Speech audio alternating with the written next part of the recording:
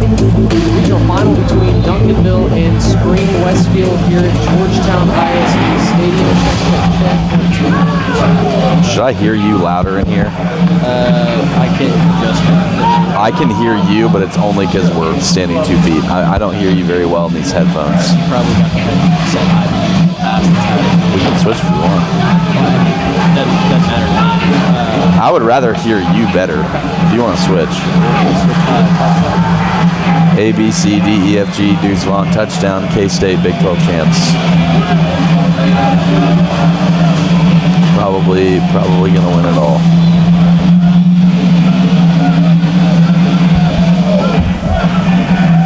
Check. 1, 2, 1, 2. Test 1, 2. Check. Can you hear me now? Can you hear me now? Okay. Hear me at all? Check. 1, 2, 1, 2. Test. Check. I hear myself in my own headset. Yeah, I can. Maybe that's just how it is. I don't know. Do you want to switch and make sure I'm not crazy?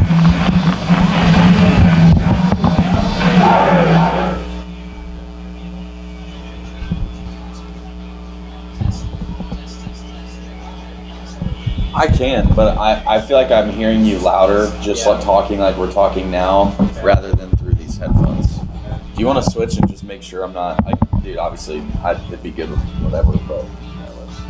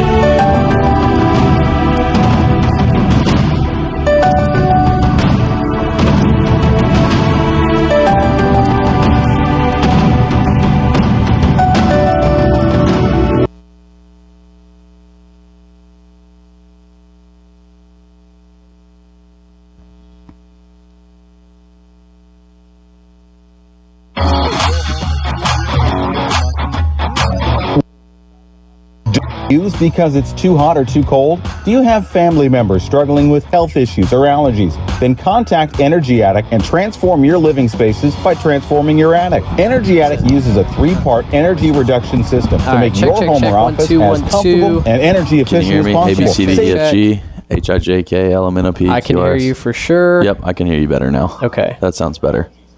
Let's see how this sounds. Duncanville and Spring Westfield getting set for the regional final. A trip to the state semifinal on the line here in Georgetown. Check. 1, 2, 1, 2.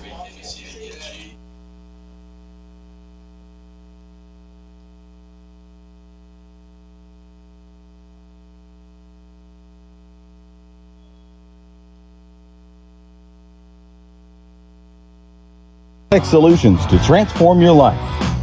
Homeowners in the DFW, listen up. Have you ever considered owning your own power by going solar? Well, my name is Dylan Olson with Infinity Solar USA. We are a locally owned and operated company to the DFW. We've helped thousands of homeowners become their own power company by going solar. We take pride in providing an amazing solar experience. Thanks to Champion Sports Radio, we've created an exclusive discount just for you.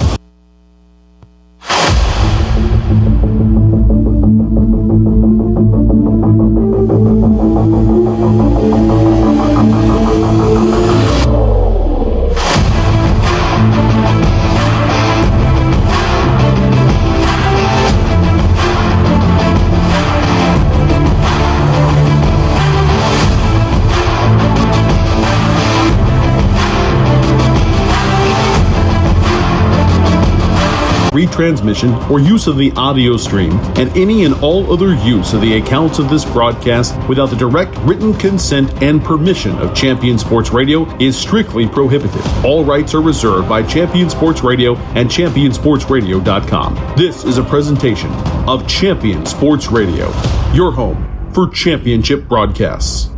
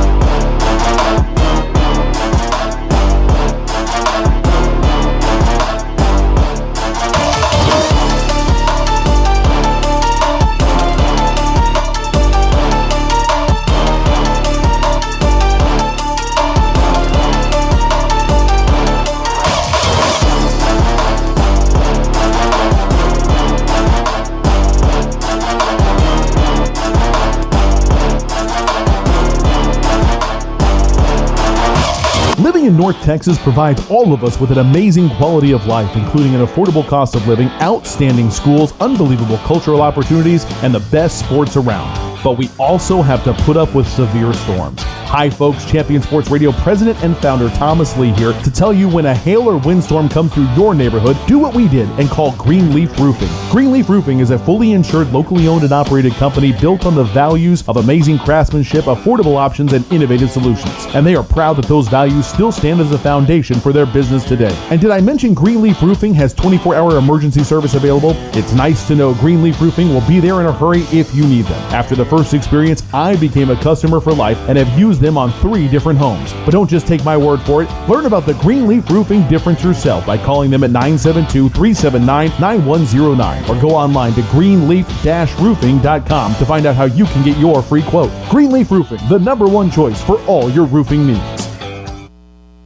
This broadcast is under the direction and is copywritten by Champion Sports Radio. Any rebroadcast, retransmission, or use of the audio stream, and any and all other use of the accounts of this broadcast without the direct written consent and permission of Champion Sports Radio is strictly prohibited. All rights are reserved by Champion Sports Radio and ChampionSportsRadio.com. This is a presentation of Champion Sports Radio, your home for championship broadcasts.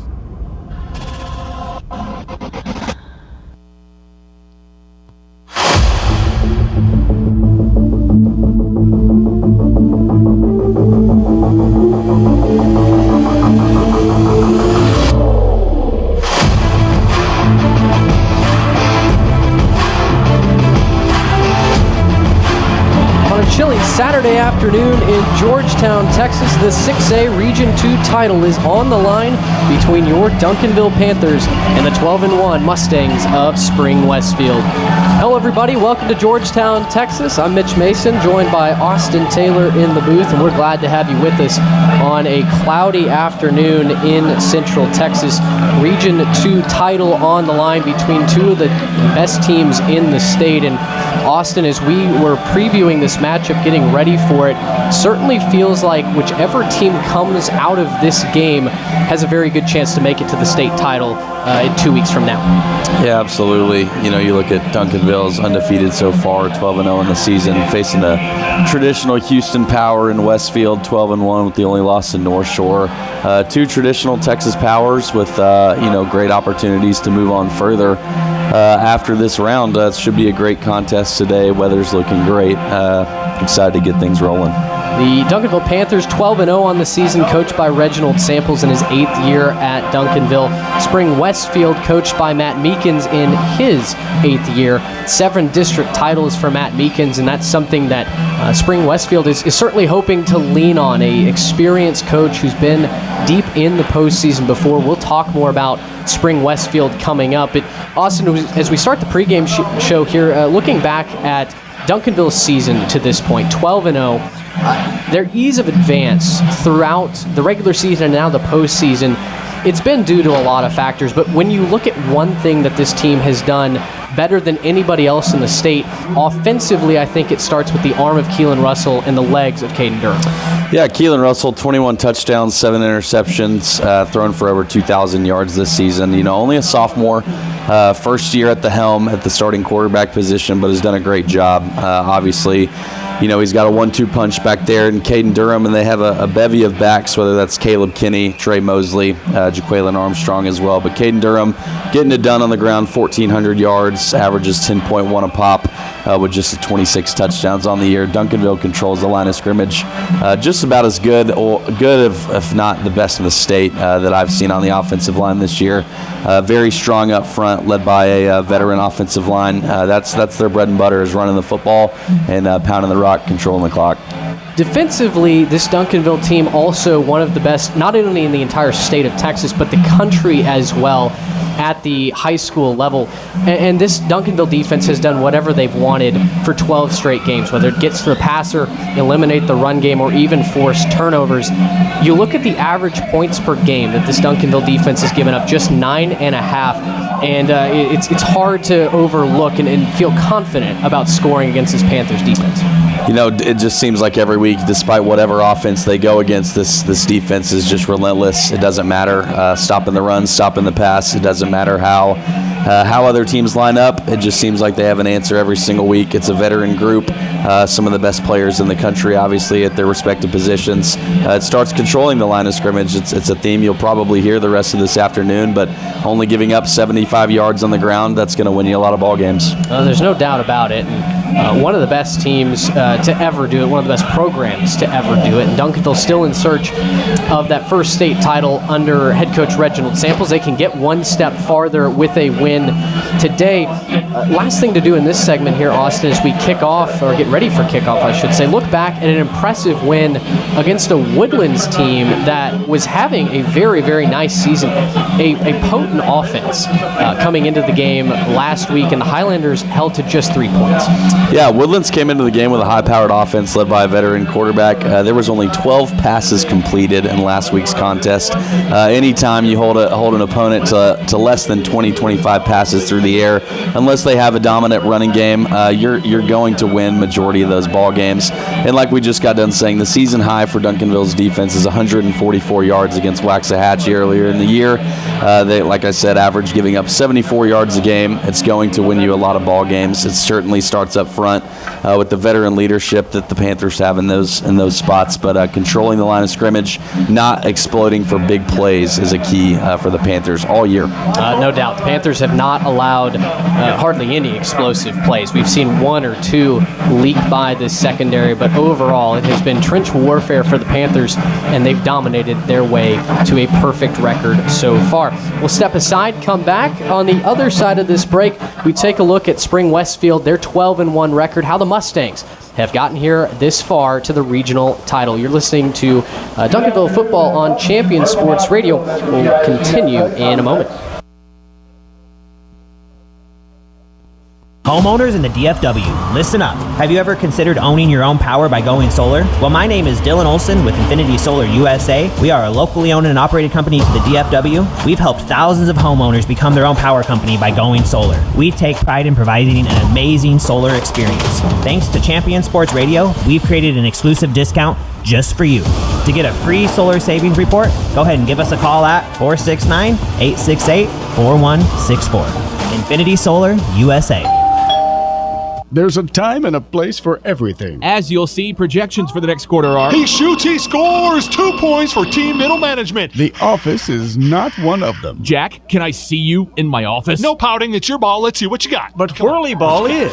For corporate events, team building, and private parties, Whirly Ball in Hearst and Plano is electric fun. Test your skills on the arcade games. Zip around in your Whirly Bug for a Whirly Ball competition. Or play the most affordable laser tag in the city. Learn more at whirlyball.info. Do you feel your home is too humid and slightly musty? Do you have that room or side of the house you don't use because it's too hot or too cold? Do you have family members struggling with health issues or allergies? Then contact Energy Attic and transform your living spaces by transforming your attic. Energy Attic uses a 3-part energy reduction system to make your home or office as comfortable and energy efficient as possible, saving you money, reducing your carbon footprint, and improving indoor air quality. Who doesn't want to save money, breathe cleaner air, and sleep better? Energy Attic helps improve your home climate control, reduces those cold and hot pockets, makes it more comfortable throughout, and saves you up to 40% on your energy bill. It's fast and easy to schedule your free Energy Attic audit. Simply visit energyattic.com and fill out the form. Virtual appointments are available as well. Now is the time to get your project started, so let Energy Attic show you how much you can love the comfort of your home. energyattic.com.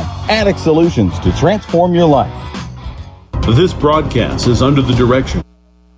Each year across the United States, young lives are lost to sudden cardiac arrest, and our communities are left to pick up the pieces. That's what happened in April of 2009 when Zachary Schraw lost his life to an undiagnosed heart condition after collapsing suddenly during a Plano East Senior High School football practice. After his death, Zach's loved ones knew it was time to take action to protect young hearts across North Texas from this silent killer. Since its establishment in 2009, Living for Zachary has impacted thousands of families by providing heart screenings for ages 12 to 22, donating AEDs to youth-based organizations, and training community members in the use of CPR, all with the goal of saving lives. Sudden cardiac arrest doesn't wait, so we can't either. Schedule your child's heart screening today, apply for an AED for your organization, or make a donation that could change a life forever. Together, we can give our children's hearts a second chance. Join the movement to save young hearts at livingforzachary.org today. Homeowners in the DFW, listen up. Have you ever considered owning your own power by going solar? Well, my name is Dylan Olson with Infinity Solar USA. We are a locally owned and operated company to the DFW. We've helped thousands of homeowners become their own power company by going solar. We take pride in providing an amazing solar experience. Thanks to Champion Sports Radio, we've created an exclusive discount just for you. To get a free solar savings report, go ahead and give us a call at 469-868-4164. Infinity Solar USA. Back here at Georgetown ISD Stadium, Birkelbach Field, along with Austin Taylor, I'm Mitch Mason. Glad to have you here on the Whirly Ball pregame show. And Austin, we get ready for kickoff here. We want to preview Spring Westfield, their season so far. Incredible run for them under Matt Meekins, as mentioned, in his 8th year as the head coach. A record that certainly gives a lot of legitimacy to his coaching career. 87-15 coming in. A guy who's won 7 district titles in 8 years. And Austin, you look back at not only what they did last week against Waxahachie, a very good Indians team winning 10-7.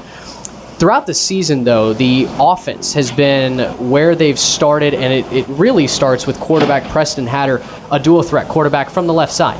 Yeah, the senior's been very efficient on the year. 42 touchdowns, only 5 interceptions, over 2,700 yards through the air.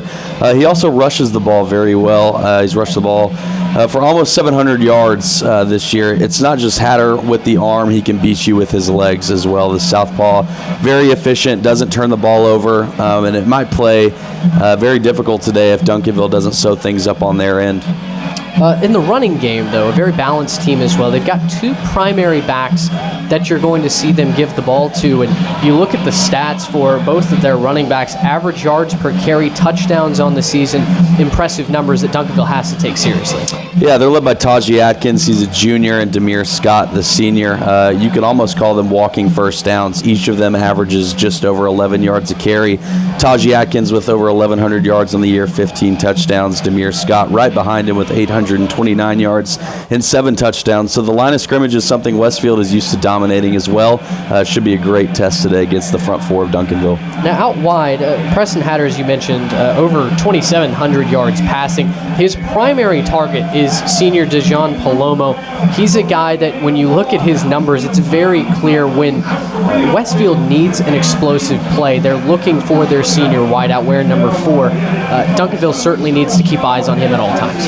Yeah, Palomo comes into the game averaging over 22 yards a reception. That is the definition of a deep threat, big play guy. 18 touchdowns, also the team leader in receptions. Do not be surprised if senior Kelby Thomas gets in on the action as well. Over 12 receptions, 118 yards, 89 yards per game, typically with 3 touchdowns on the season. This Westfield offense is not just the quarterback running game. The receivers are typically a big part of the day. Dejan Palomo is very good at getting open one-on-one in space. He's shown that all year long. Not last week necessarily against Waxahachie.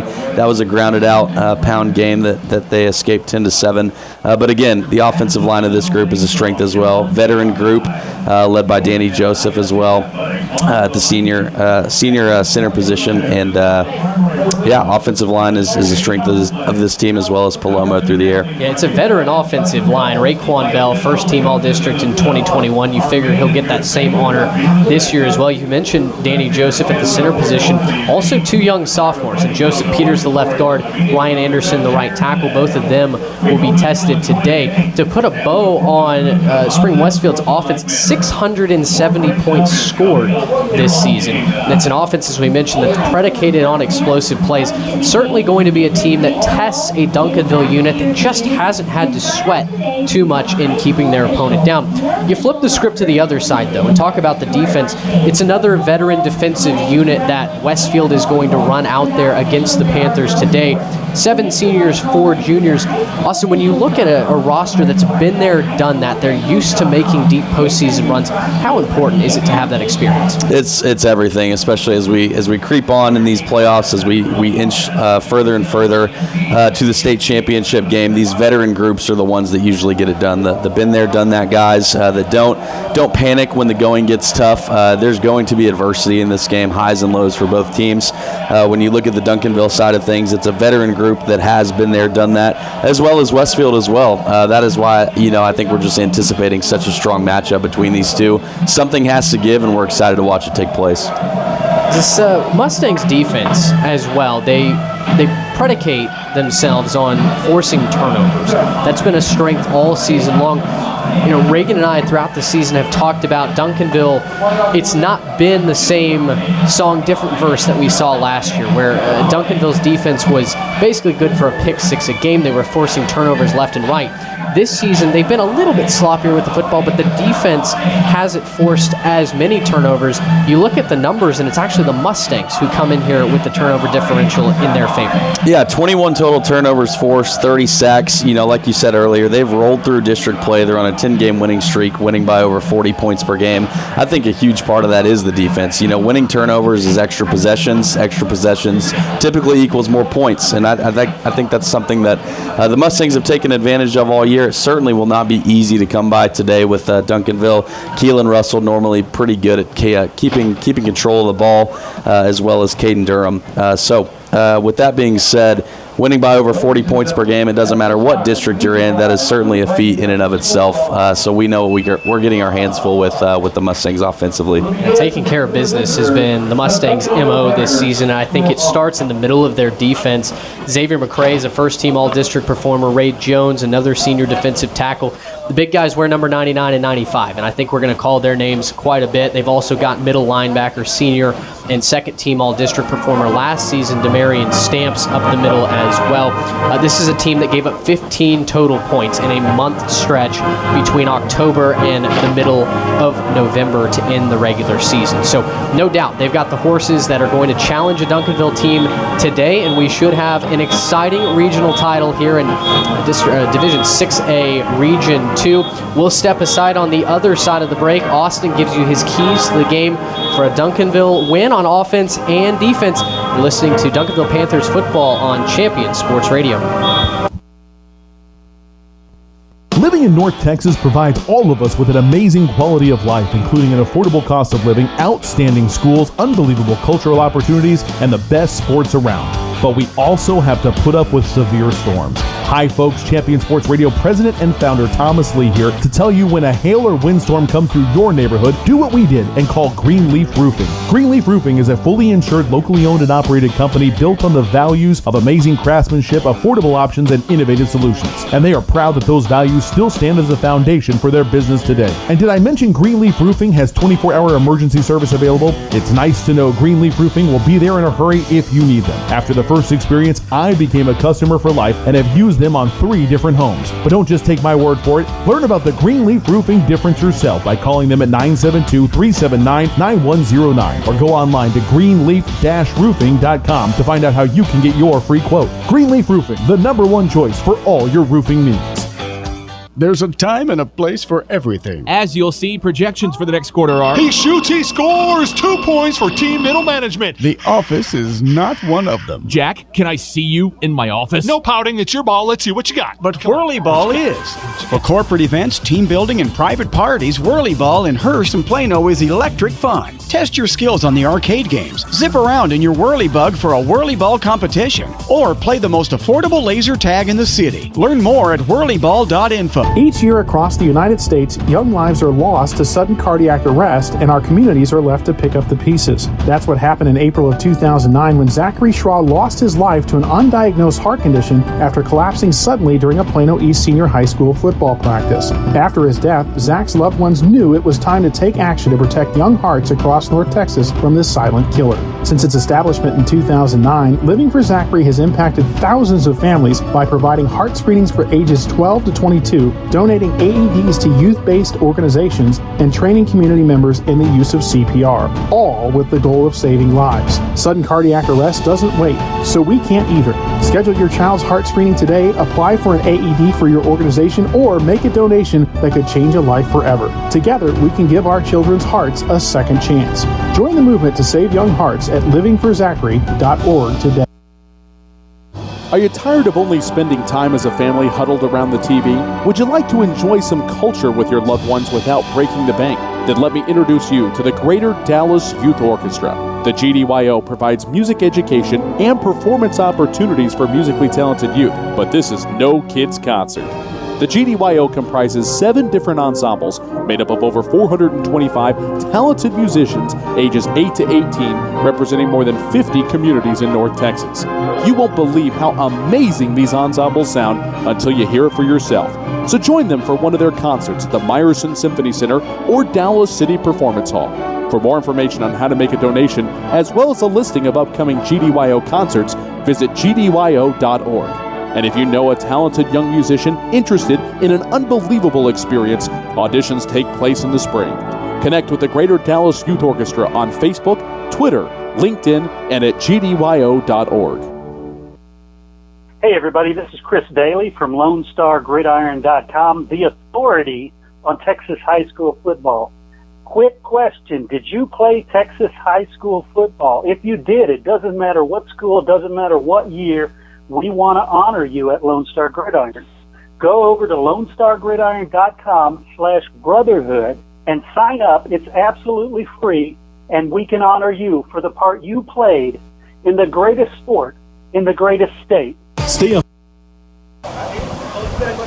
Well, just about 10 minutes away from kickoff here, the Division 6A Region 2 title game between the Duncanville Panthers and the Spring Westfield Mustangs. And Austin, right now we want to give a look at our keys to the game for Duncanville. Let's start offensively. We talked in the last segment about how good this Mustangs defense has been, specifically forcing turnovers. Where does it start for Duncanville in a win today? Offensively, it starts at the line of scrimmage. You know, a big offensive line averaging about 275 pounds a man. Not as big as last year where they averaged over 305 pounds, but this is an offensive line that, you know, powers this Duncanville team to 58 points per game, probably led by Benjamin Whitfield, the senior TCU commit, 6'5", 270 on the right side of that line. He's going to protect Keelan Russell today. I would say no turnovers for Caden Durham and Keelan Russell as well. You can't give Westfield, a team with a high-powered offense, extra possessions, especially offensively. That could be the difference in the game. Defensively, Duncanville has been one of the best in the entire country, not only at limiting points, but just stifling offenses. 96 total yards for a Woodlands team that came in averaging well over 300 a week ago. For the Panthers, what do they need to do to continue that role here today against a Mustangs team that can score on big plays in the blink of an eye? Duncanville needs to get after Preston Hatter today. The pass rush has to be on point. Look to see Colin Simmons and Alex January. Simmons, the 6'3", 225-pound defensive end, according to Rivals, is the #1 player in the class of 2024. He had 2 sacks last week in the game against the Woodlands. Just an absolute monster on the right side of that defensive line. January is going to see a little more 3 technique, maybe slide down to a true nose as well. He's got over 16 Division I offers from programs like Georgia, Auburn, Miami, LSU. 6'5", 300-pounder. The size of this Duncanville defensive line should and could set the tone today. Well, it's going to be an exciting game, no doubt about it. As Spring Westfield is in the mouth of their Mustang blow-up right now on the north end zone. We do have a wind blowing about 15 miles an hour out of the north. This is a north-south facing field. The Mustangs right now getting ready to take the field. The Panthers coming out of the locker room as well. We'll step aside in our final segment. We'll set the starting lineups for today's regional title game and get you ready for kickoff here on Champion Sports Radio. You're listening to Duncanville Panthers football, which will continue in a moment. Do you feel your home is too humid and slightly musty? Do you have that room or side of the house you don't use because it's too hot or too cold? Do you have family members struggling with health issues or allergies? Then contact Energy Attic and transform your living spaces by transforming your attic. Energy Attic uses a 3-part energy reduction system to make your home or office as comfortable and energy efficient as possible, saving you money, reducing your carbon footprint, and improving indoor air quality. Who doesn't want to save money, breathe cleaner air, and sleep better? Energy Attic helps improve your home climate control, reduces those cold and hot pockets, makes it more comfortable throughout, and saves you up to 40% on your energy bill. It's fast and easy to schedule your free Energy Attic audit. Simply visit energyattic.com and fill out the form. Virtual appointments are available as well. Now is the time to get your project started, so let Energy Attic show you how much you can love the comfort of your home. energyattic.com. Attic solutions to transform your life.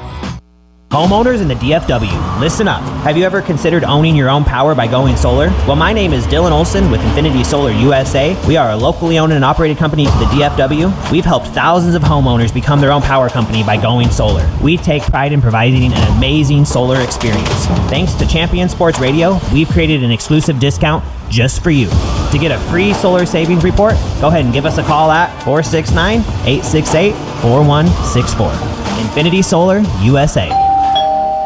There's a time and a place for everything. As you'll see, projections for the next quarter are... He shoots, he scores! 2 points for team middle management. The office is not one of them. Jack, can I see you in my office? No pouting, it's your ball. Let's see what you got. But Whirly Ball is. For corporate events, team building, and private parties, Whirly Ball in Hearst and Plano is electric fun. Test your skills on the arcade games. Zip around in your Whirly Bug for a Whirly Ball competition. Or play the most affordable laser tag in the city. Learn more at whirlyball.info. We'll get ready to wrap up the Whirly Ball pregame show here in Georgetown as Duncanville and Spring Westfield now both taking the field for this regional title game. The Whirly Ball pregame show this pregame show, I should say, is brought to you by Whirly Ball. Life is more fun when you're zipping around in a Whirly Bug. They have the most affordable laser tag in town. Leagues are forming right now, so join them at whirlyball.info for more information. Let's set the starting lineups for you. First, starting with the undefeated Duncanville Panthers. On offense, the quarterback Keelan Russell, just a sophomore, but he's been impressive. 21 touchdowns, 7 interceptions on the season. He can also run a little bit. His star running back, Cade Durham, will line up alongside of him. The wide receivers for Duncanville, Lontrell Turner, Davion Blewett, and Decorian Moore. 3 of the best that you'll find in the entire state of Texas. The tight end is freshman Zachary Turner. Along the offensive line, the tackles are Josiah Drake and Benjamin Whitfield, a pair of seniors who will play on Saturdays. Josiah Drake is going to Austin P. Benjamin Whitfield is going to TCU. The guards are Jerry Scales and Damian Martinez, and Noah Ponce is the center, a first-team all-district performer a season ago. The defense for the Panthers looks like this. Up front, it's Colin Simmons and Keytron Simpson are the ends. Jabrian Peters and Alex January are the tackles. A veteran linebacker group with Vernon Grant, Eli Wallace, and Elijah Wilson is how they'll line up. The secondary is Tyron Pauley Jr. and Kadavian Dotson Walker at safeties, and the corners are Deldrick Madison and Lamadrick Spencer. For the Mustangs offensively, their offense starts with Preston Hatter, the senior left-handed quarterback. 42 touchdowns, 5 interceptions on the season. Taji Atkins and Demir Scott are his running backs. Main wide receivers are Dejan Palomo, Anthony Carthart, and Austin Abram, and Chris Walker is the tight end. The offensive line is Raekwon Bell, a first-team All-District performer last year. He's a senior left tackle. Ryan Anderson, the sophomore, on the other side of him. Patrick Ojenga and Joseph Peters are the guards, and Danny Joseph, an All-District performer in 2011, is the center. Defensively, on the line, Bryson Balka and Chris Walker are the edges. Xavier McCrae and Ray Jones, the senior defensive tackles. The linebackers are Braylon Wyatt, Demarion Stamps, and Terrell Moore. And the secondary safety, Alan Hatter and Julian Ladeau, along with the corners, Carson Williams and Travis Flanagan. Both teams are lined up for the national anthem right now. We've got the coin toss going on at midfield. Spring Westfield will be on offense first. So we'll see the Duncanville defense take the field in just a moment. We've got you ready for kickoff here in Georgetown. We'll step aside, take our final break. On the other side, it's regional title action here in Georgetown, Texas. You're listening to Duncanville Panthers football on Champion Sports Radio.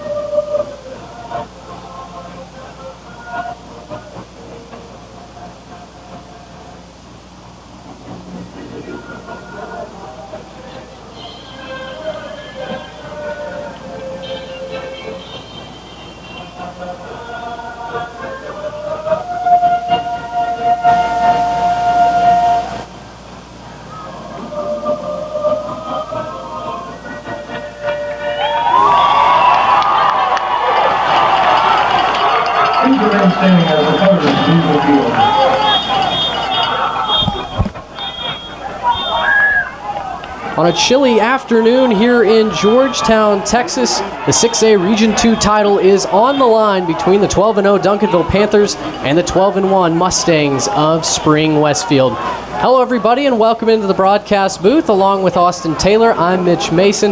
We just had the coin toss at midfield. Spring Westfield won the toss. They will receive. And Austin, a really exciting matchup here between two of the best teams in the entire state. A chance to go to the state semifinals on the line. 20-plus wins between both of these programs. Obviously storied programs in Westfield and Duncanville as well. Houston Power facing off against the Dallas Power. This is exactly what you want at the beginning of December in Texas. These two powers going at it with a trip to the semis on the line. It should be super fun. It should be really fun indeed. Duncanville will kick off from our left to right, a north-south facing field. A breeze of about 15 miles an hour rolling in right now. Duncanville will kick with that to their back. It's Joseph Matris who will handle the kickoff duties for the Duncanville Panthers. Dressed in all white, blue helmets. They've got the blue numbers and red Duncanville script across their chest. Spring Westfield, on the other hand, dressed in all black. They've got the black helmets, red stripes down the middle, a red Mustang on either side of the lid, black shirts, black pants, socks, and shoes with the red numbers outlined in white. Spring Westfield, last time they took on Duncanville, they had a lot of hope, a lot of promise, and were looking to go to a state title. But Duncanville wrecked that party, 56-0 in the regional final 2 years ago. This is a Spring Westfield team that also lost to another team out of the same district in DeSoto last year. So revenge on the mind of the Mustangs as we've got the ball teed up, briefly delayed after the wind blew it off the tee. Now we get the signal from the head referee. It is time to go here at Birkelbach Field, Georgetown, Texas, home of all things Georgetown athletics at a beautiful outdoor complex here. Batris has the ball teed up. The right-footed kicker checks on the rest of his team, approaches the ball, and we are underway on a Saturday afternoon. A short kick fielded at the 15-yard line. And coming up right up the middle of the field, broke one tackle and then snowed under across the 30 at the 33 was number 17, Anthony Cathert. And that's where this Spring Westfield offense will take over. The Mustangs led offensively by Preston Hatter, 66% completion percentage on the season, 42 touchdowns and just 5 interceptions. That's an impressive stat line for any quarterback. Yeah, let's see how Hatter comes out here this first series. Looking to make a statement, whether it be his arms or legs. Tajee Atkins looks good, looks ready to go, as well as Demir Scott out of the backfield. Time to go here as the Mustangs moving from our right to left. 1st and 10 on the 34-yard line, and they'll hand off right up the middle. Tajee Atkins cuts it back over the left tackle. He gets across the 40-yard line before he's blown up.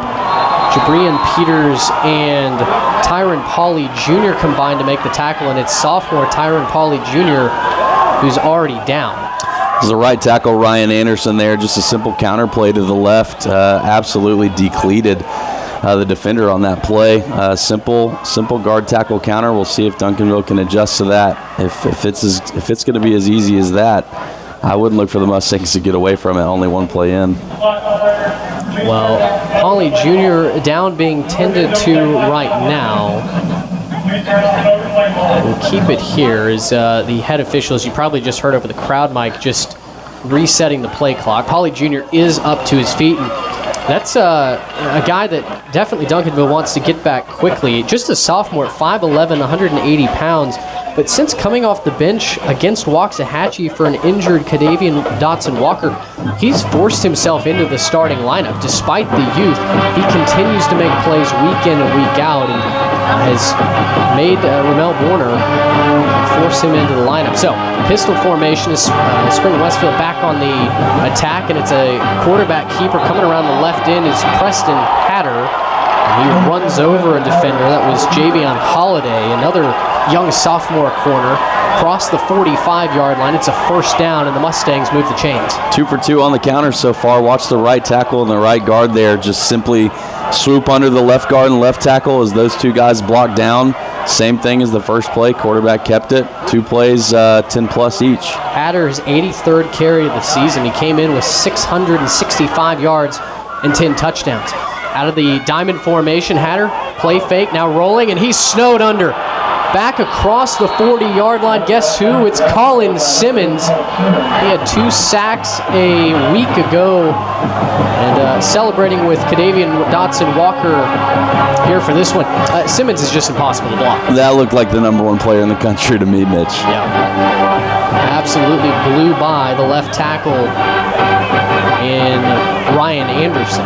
They've actually flipped the tackles for today's game, and free play coming here. Preston Hatter gets both Simmons and Jabrian Peters to jump, and a little bit of John going back and forth.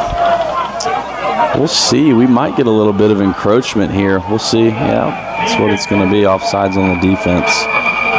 Both squads pointing both ways as every line of scrimmage penalty seems to go. No doubt.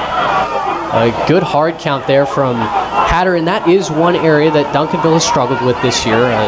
Coming into the game, they were averaging just under 100 yards of penalties per contest. Now as Hatter spreads out the formation 5 wide. 2 receivers to the near side, and that's where Hatter's going to go. Caught and thrown. Kelby Thomas with the reception. Broke a couple of tackles. Crossed midfield, inside the 45, down to the, let's call it the 41-yard line. And Mustangs on the move again. So far, so good for Matt Meekin's opening script. Moving right along the field on a Duncanville team that does not give this many yards up typically. Now averaging less than 10 points a game given up as Hatter takes the snap, runs it over the left guard. Will forge ahead for another 5 yards, and it's not only the tempo that they're going with early, but just the overall athleticism of this rushing attack. Again, moving out of the 5 wide receiver snap. Another hard snap, probably a free play coming. Simmons got to the quarterback. They're going to blow it dead as Hatter quickly tried to shovel that out to Adkins, but it should be a free play here. Should have been. I was going to say the play before, another simple guard tackle counter. What that is the entire left side of the line blocks down, essentially eliminating Simmons wherever he lines up. It seems like wherever he lines up, they're going to counter to the opposite side. That's going to be some more yards for Westfield as they're just chugging right along. Perfect opening script so far for the Mustangs. Smart business decision, no doubt, for the Mustangs to move away from Colin Simmons. As you mentioned, the top player in the 2020-24 class. Adkins, the running back to Hatter's left. They bring a wide receiver in motion, running another counter over the left guard, and tripped up just past the 30-yard line. Tyron Pauley Jr., who's back into the ballgame, got Adkins around the shoelaces. Be interesting to see here what the Mustangs go with. They've gotten what they've wanted essentially on the ground. Other than that, quick game has been Hatter's bread and butter. You haven't really seen a play action or a deep shot taken. Don't know if they would take the risk. They might just be conservative here and try to get some points on the board early. 5 wide receivers, 3 to the top of the formation, 2 to the bottom, and the play blown dead. Should be a false start here on the Mustangs. I think they got Joseph Peters, the left guard, flinching just a little bit. Indeed they did. So it'll back the Mustangs up. The ball originally spot at the inside the 30-yard line. They'll back it up to the Duncanville 33 is where the nose of the football sits right now. Duncanville running a late sub on. Lamadrick Spencer actually flips sides with James Adams. Hatter takes the snap. Left-handed quarterback looking to throw a tunnel screen, and it's blown up. No chance of success there. And Panthers rallying to the football. That might have gotten back to the line of scrimmage. It's like 4 or 5 different Duncanville defenders there to make that tackle. Keytron Simpson blew that up well. He read that out as soon as the snap was taken. He saw the guard and the tackle both fleece out there to block the outside tunnel screen. It looked like was the intended motion there, just all over it, nowhere to go. So make it 3rd down and 11. Ball on the 32-yard line. Inside 9 minutes left to go here in this first quarter. Hatter, 5 wide receivers, 3 to the top side of the formation. On the far side of the hashes, and Preston's going to run it. Over the left guard, made one man miss, dives ahead, crosses the 30-yard line. Just short. And just short of the first down. First down marker looks to be about the 26-yard line, and Hatter was inches shy. We've got another Duncanville player. Well, he fell down and then got right back up. That's, who's that, number 20, Vernon Grant. Yeah, again, there on a 3rd and long play, not a whole lot of options. Meekins calls up again, the quarterback draw. Wasn't a counter this time, just a simple quarterback inside zone, essentially. Hatter's just got that speed to get away. Again, running away from Colin Simmons. So 4th down and a very short 1 yard. Back to the diamond formation of the Mustangs, and Matt Meekins is going to call a timeout. Probably wise. You want to get the perfect play call here. We didn't anticipate that they would line up and snap this ball beforehand. Who knows? Could try to hard count. I don't think a disciplined defense like Duncanville would jump on that, but smart timeout here by Meekins. 4th and 1 early in the ball game. Big down. Call the play that is perfect. Call the play that you worked on the best in practice this week. Execute it, and see if you can pick up this first down. I would look for Hatter to run this football. With Duncanville being so strong on the defensive side, especially stuffing the run. I mean, we've watched time and time again this season as teams come in, they run the football as their bread and butter, and yet they come in and aren't able to even scrape out 50 yards or so. Woodlands last week, they rushed the ball 22 times for a grand total of 10 yards. Even getting the nose of the football across the sticks, no easy task here. No, not at all. And we'll see how Duncanville lines up. They're in a traditional 4-3 right now. Nobody out over the outside shade on the right side. We've got two receivers stacked on the near side, two receivers on the top side of the formation, and now Westfield runs a trick play. They brought the tight end in motion. He took the snap from under center, and he's able to get the nose of the football 2 or 3 yards downfield. Now, we do have a late flag here, some extracurriculars going on after the play, but a brilliant play design there by Matt Meekins. Great call. I said nobody was over the right shade, the tight end. They had him outmanned there. It looked like Preston Hatter decoyed, like he didn't know what the play was. The tight end goes right under center, snap, and picks up a couple. Beautiful play. Probably practiced that at least 10 to 15 times this week. Another just executed play great by the Mustangs offense early in the ball game. Really impressive trick play. The confidence with which you have to run that football. We're still waiting on the official call. This will be after the play, so moving them back. It does look like it's against the Mustangs. Some extracurriculars going on, so you do get the first down. It will be a fresh set of chains, but the Mustangs will be faced with 1st and 25 coming up. I didn't quite catch that number. It sounded like an offensive lineman. I think we got an unsportsmanlike conduct on Raekwon Bell, the left tackle. So 1st and 25, ball all the way back on the 34-yard line. Can't have that if you're Westfield, especially after converting 4th and short. And I say 1st and 25. It was actually 1st and 10 as they reset the chains, but a false start. And now you're going to back it up even farther. So the Mustangs shooting themselves in the foot here on a promising drive. Peters again. I don't know if it was the hard count. I don't know if there was just some confusion from the sidelines. Offensive coaches seem pretty upset, especially after they just converted that 4th down. You can't have self-inflicted wounds like this. Diamond formation. Hatter is going to hand it off. No, he kept it. You got helmets flying everywhere as an offensive lineman for the Mustangs lost his lid. By my count, maybe Hatter got back to the line of scrimmage, so it'll be 2nd and long. I think so. Simmons just swooped by that right tackle. He's just so quick with his heel line, just so tough to evade for anybody, not just a great athlete like Hatter, but once he gets you, he's probably not letting go. 2nd and officially 15 as the Mustangs will go 5 wide again. 2 receivers down to the near side, 3 to the top. Hard count here from Hatter. Doesn't fool anybody this time. And he'll march up to tell his offensive lineman the new protection scheme. In the gun, takes the snap, quarterback draw going left, and he is snowed under. At the 40-yard line, Jabri and Peters leading the charge. No room to operate there. And Peters is going to celebrate here right in front of the Mustangs bench. Blew it up from the start, took on 2 guys, center and the left guard. I think there was a little bit of confusion on the offensive line. The center tried to block down. Left guard essentially blocked nobody. That is not a good formula for success with Peters, who had a touchdown last week on a fumble recovery. Strong kid, Peters, 350-pound bench press. Dude, no kidding. He's been a force all season long in the trenches for Duncanville. 3rd and 15, ball on the 39. Hatter takes the snap, looking to pass. Pressure in his face, dodges it. Now rolling to his right. Left-handed quarterback throws wide open as a man at the 15-yard line, racing towards the end zone, and in is that man, Dejan Palomo. The wide receiver we highlighted in the pregame show, and Palomo has his 19th touchdown of the season.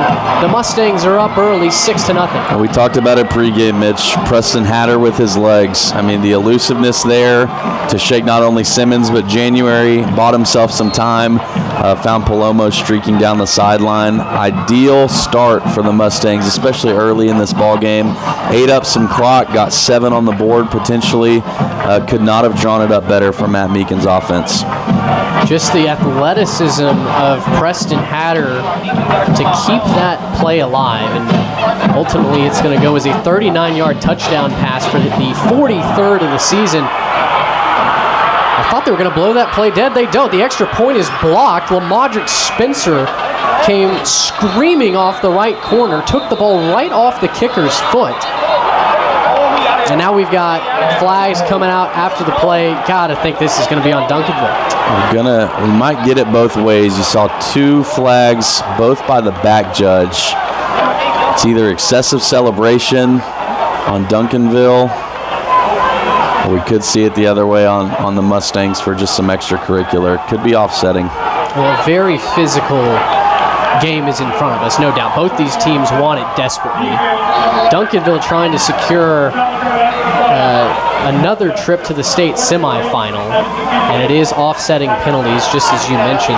For Spring Westfield, they're trying to go back to the state semifinal for the first time since 2004. They haven't been there since they made it all the way to the state title in that 04 season. It was a perfect regular season, perfect until the state title game. And then they had their hearts broken. Ever since then, the farthest that they've made it is this regional final. The 2004 state championship game was against the Tyler Lee Red Raiders. To date ourselves a little bit, I was in 4th grade watching that game live at the Alamo Dome. Seems like a long time ago. That's right, back when they played those games at the Alamo Dome. Now everything, the state championship game is obviously here in Arlington at Jarrett World. Looks like you might have a kickoff moved up a little bit, which makes me think there might have been 2 penalties on Duncanville. Looks like the kickoff will go from the 45 of Duncanville. My goodness. That is way up there.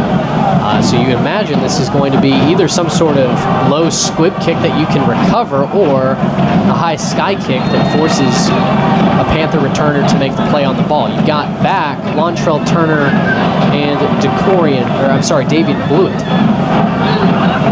Jonathan Demas, the kicker for the Mustangs, shook off that block attempt, now approaches the ball, and this is actually going to be boomed well through the back of the end zone. That split the uprights.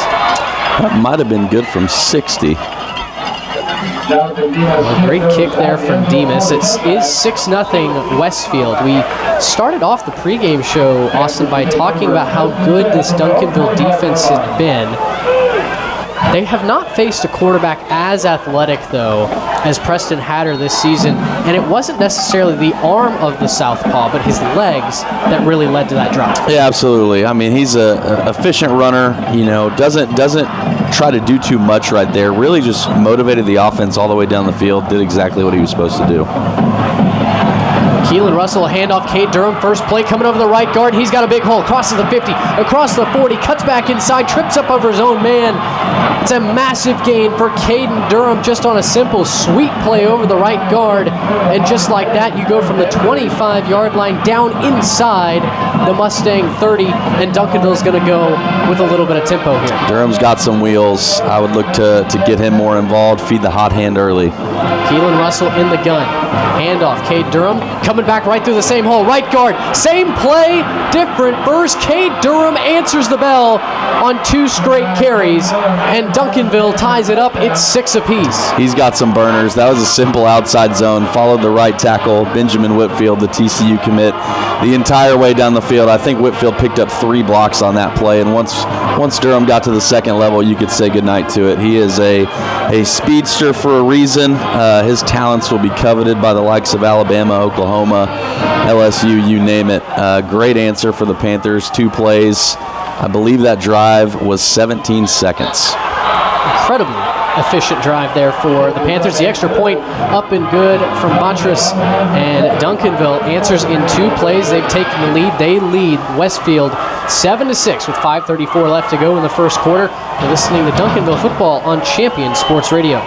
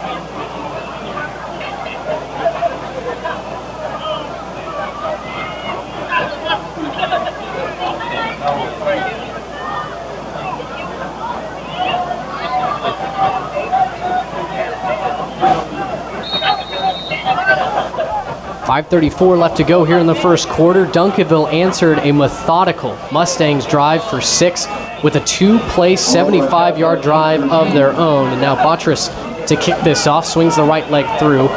It will go over the head of Cathcart and into the end zone. So Spring Westfield will bring it back out to the 25-yard line. Austin, we didn't even get a chance to set the offense for Duncanville. They were in the end zone. Yeah, super quick. Just 2 outside zone plays of Caden Durham. You know, dance with the horse that brought you there, right? I don't know if we'll see any more of that. Obviously, both teams' opening scripts, I don't think Duncanville anticipated their opening script only being 2 plays. We'll see how the defense settles in after facing 8 or 9 plays from Hatter in this Mustangs offense.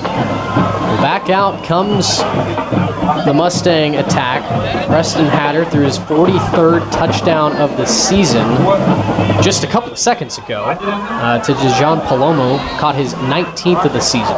Pistol set, Hatter fakes the handoff, now rolling to the near side, looking to throw on his strong side, and it's nearly intercepted.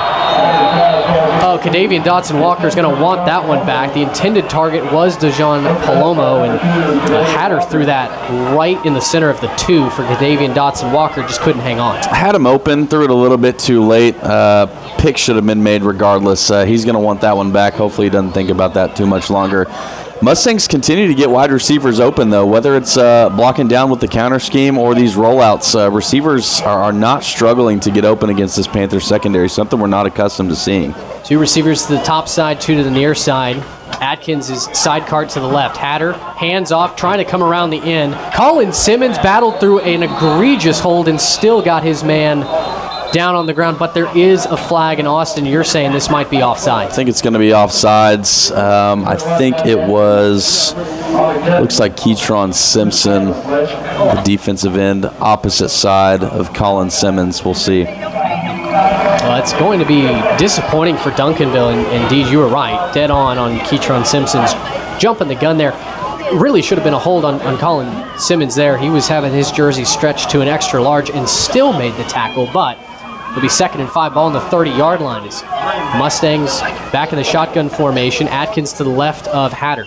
Preston, the lefty, takes a snap. Plenty of time. Steps up. Now the time runs out. Evaded one, and now he's sacked. Jabrian Peters tosses Cash to the skies. He gets the quarterback down by the shoelaces, and it'll bring up 3rd and medium. Right there, Duncanville lined up in man, basically saying our athletes are better than your athletes. A little risky with Hatter and his wheels. Worked out for him on that play. It'll be interesting to see if Duncanville continues with that man-to-man coverage. Mustangs going quickly here on 3rd and 6. Hard count doesn't fool anybody in white right now. As Hatter looks over to the sideline. He's got 3 receivers to the far side of the formation. Takes the snap, looking to throw. Bubble screen set up on each side. He throws for Dejan Palomo and overshot his lead receiver, Colin Simmons, wagging a finger in the air as he was applying pressure, forced that ball high, and it'll be the first punt of the game with 4:23 left in the first quarter. I think Duncanville might have gotten away with that one. That was set up beautifully. Great play call by Matt Meekins. Obviously, Hatter's throw a little over the head of the intended receiver. Who knows? If he catches that ball, he might still be running. But good response for the Panther defense. Both teams seem to settle in a little bit this afternoon after the opening scripts. We're playing some football.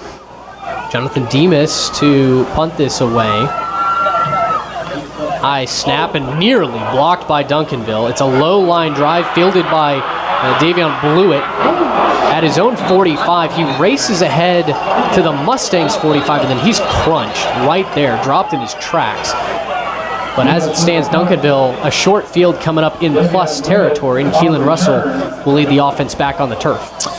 We'll see what Duncanville responds with. Only a 2-play drive, obviously, on the first set of plays for him. Caden Durham 2 times outside zone, resulted in 7 points for the Panthers. Good field position, favorable field position for the Panthers. Looking to get more guys involved, especially through the air, whether it's Lontrell Turner, Davion Blewett, DeCorian Moore. Looks like Duncanville will come out. Did we have a penalty? I think we had a penalty. Might have been one too many men on the field. I didn't even see a flag thrown, but indeed they've moved this ball inside the 30-yard line. It rests at the 29 now of the Mustangs. Duncanville already up 7-6, 4:14 left to go in this first quarter. A regional title here in Region 2 on the line. As the Panthers will go out of the pistol formation. They'll hand off Cade Durham. Right up the middle, got a block from Kinney, and he is gone. Right up the middle, untouched, nobody home for the Mustangs. And on 3 plays, Duncanville has put up 13 points with the extra point pending. Simple inside zone there to Caden Durham. Never a good sign on defense when 3 of your defensive linemen are on their backs. I think of the 5 Duncanville offensive linemen, 3 of them resulted in pancakes. That was about as easy as it gets. Vetras out for the extra point. 1 of 1 today. This one soars through the Texas sky, perfectly through the uprights, and it's 14-6 Duncanville, but there is a flag. Looks like it'll be offsides. I think they'll decline it. Should stand as good. 14-6 Duncanville leads with 4 minutes remaining. Yeah, they'll decline that penalty. The score is good. The extra point is good. And Duncanville, in the blink of an eye, is widening their lead here on the Mustangs. 14-6 Duncanville over Spring Westfield. You're listening to Duncanville Panthers football on Champion Sports Radio.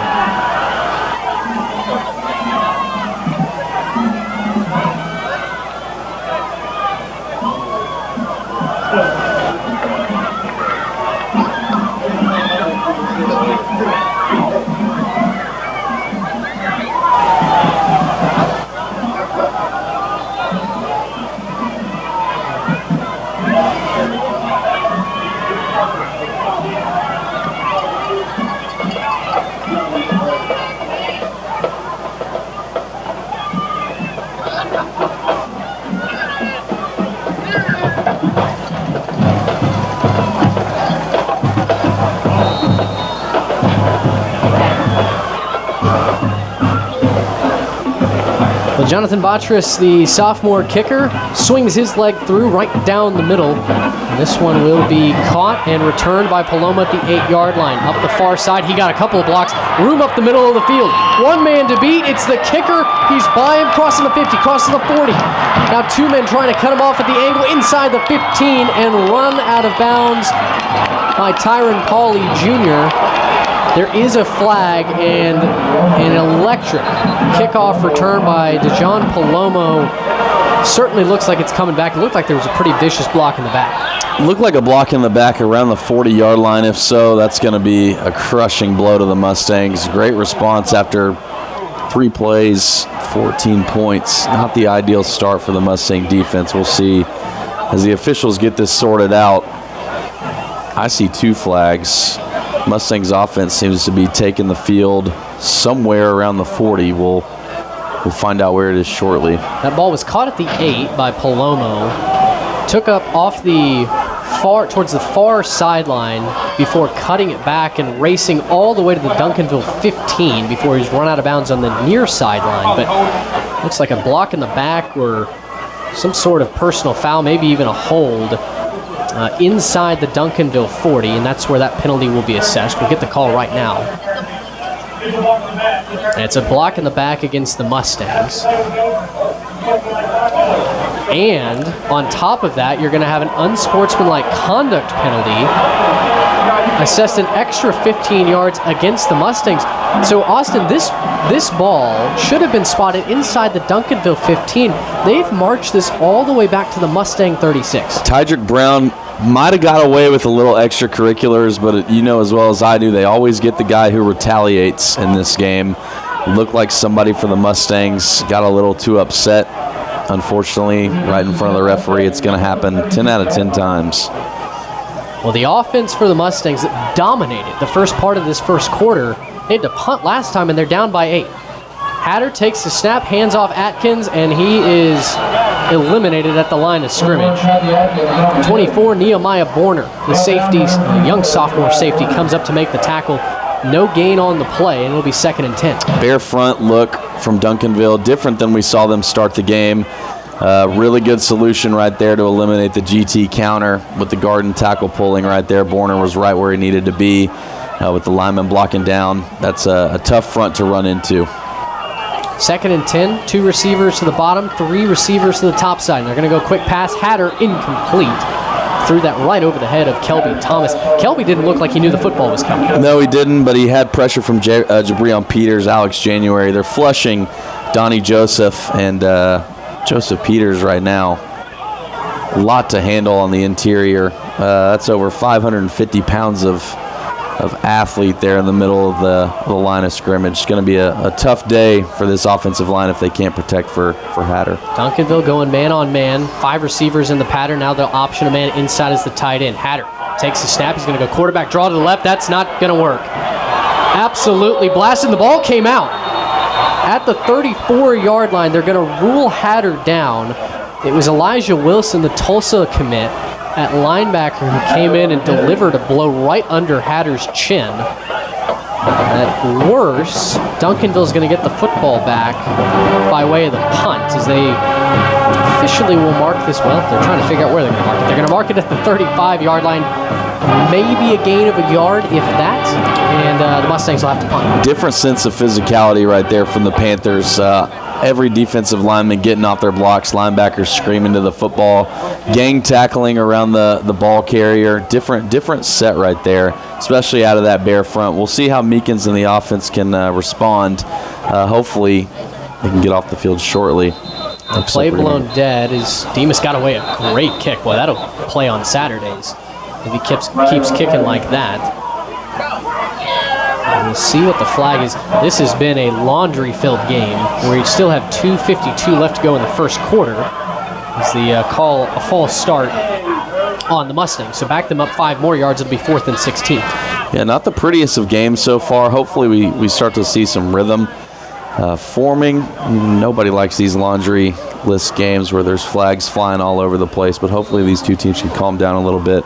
They're obviously well coached. They win a lot of ball games. They know how to win a lot of ball games. They're disciplined. We'll see if this laundry list continues to get smaller as we move on. Demas backs up 5 yards, gets away another dandy. This one fluttering in the wind, landed just outside the Duncanville 40-yard line. Again, kicking into the wind. Rolls just a hair inside. They'll officially mark this at the 37-yard line, and that's where the Panthers will take over. Today's broadcast brought to you by Infinity Solar USA. Homeowners, have you ever considered owning your own power by going solar? If you have, then contact Dylan Olson with Infinity Solar USA, locally owned and operated company who have helped thousands of homeowners become their own power company by going solar. Visit Infinity Solar USA to get your exclusive discount and a free solar savings report today. Panther offense back on the field. They've run 3 plays. They've scored 2 touchdowns.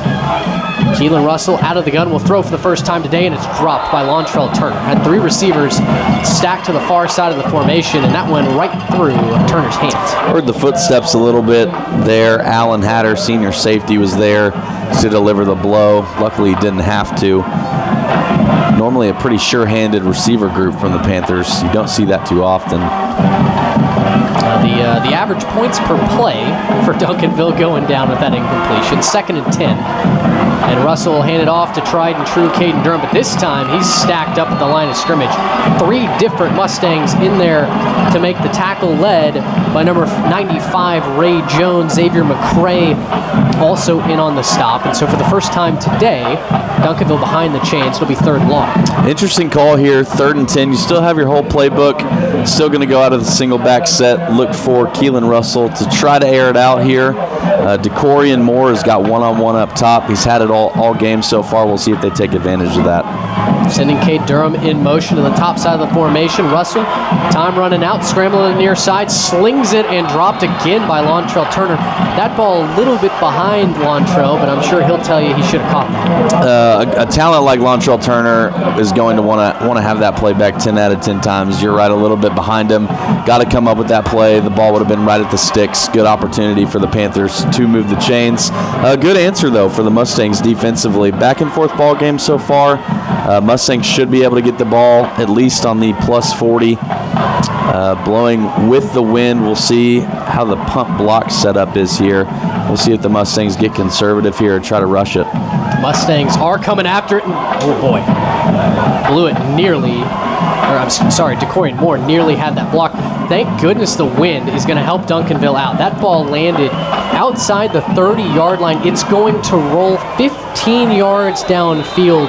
They're going to officially mark it at the 14 of the Mustangs. So all told, a successful punt there for DeCorian Moore, and Duncanville's defense trots back on the field as the Mustangs look to get back on track. That first drive looked fantastic, all penalties aside. Since then, they've not been able to move the football. Well, like we said earlier, we're going to see an adjustment from Duncanville. They're obviously so well coached defensively, along with the athletes that they have on this side of the ball. We were in a bare front. Last set of downs looks to be the same way, almost a 4-2-5 look. Duncanville in straight man-to-man coverage, no disguises here, looking to get Simmons in January free off the edge. Nobody in the backfield other than Hatter. He'll sling it here to the near side. The ball caught by Taji Atkins, who had motioned out of the backfield, and I guess they're going to say he got back to the line of scrimmage. Absolutely no room to maneuver, as Panthers were swarming to the football as soon as Atkins caught that. I just think for this Mustang offense to be as efficient as it wants to be, you have to get Taji Atkins out there on the field. He's just such a threat when he's back there, whether he's in pass protection or out on a route or getting the ball handed off to him. He's too good of a player to not have out there. Looks like he is this formation. Almost a 4 high set here from the Mustangs. Atkins came in with over 1,100 yards as we've got a free play. Hatter looking to throw. Plenty of time. Now it's running out. Ketron Simpson trying to get him. He's running into Vernon Grant. Has to toss the ball away as Grant slings Hatter back inside the 10-yard line. I'll tell you what, they've called a couple of offsides against Duncanville, and deservedly so. They are jumping. The holds, though, are not quite being called, and I think every edge rusher on Duncanville's team right now is wishing they would. Telltale sign of a hold is when a player's jersey is above his shoulder pads, and Colin Simmons has had to adjust his probably 5 or 6 plays today. Jersey just obliterated from the shoulders up. Usually a telltale sign. I'm sure Coach Samples is in the ear of the official right there, seeing it right in front of him.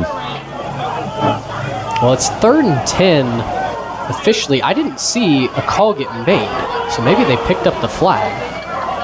So we didn't have any exchange of yardage, no exchange in downs either. 3 receivers to the top side. Atkins to the right of Hatter. 1 receiver to the near side. Hatter looking to throw. Times runs out. He dodges Simmons.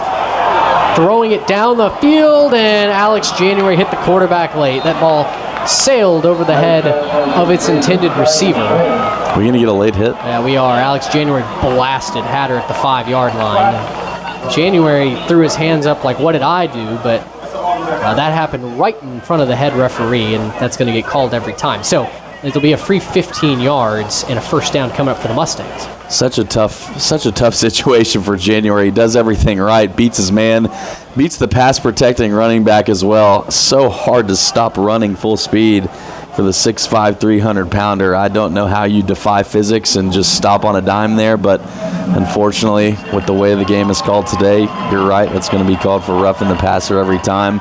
New life for the Mustangs with about 30 seconds left in this quarter. Yeah, it certainly seems like, and again, we want to be careful that we're taking care of the quarterbacks, but essentially if you aren't contacting the quarterback as he makes that throw, you're going to get flagged for a late hit. So march the ball up to the 29-yard line, reset the chains. It's 1st and 10. 2 receivers, top side of the formation. Atkins, side cart left, and you've got Palomo singled up on the near side.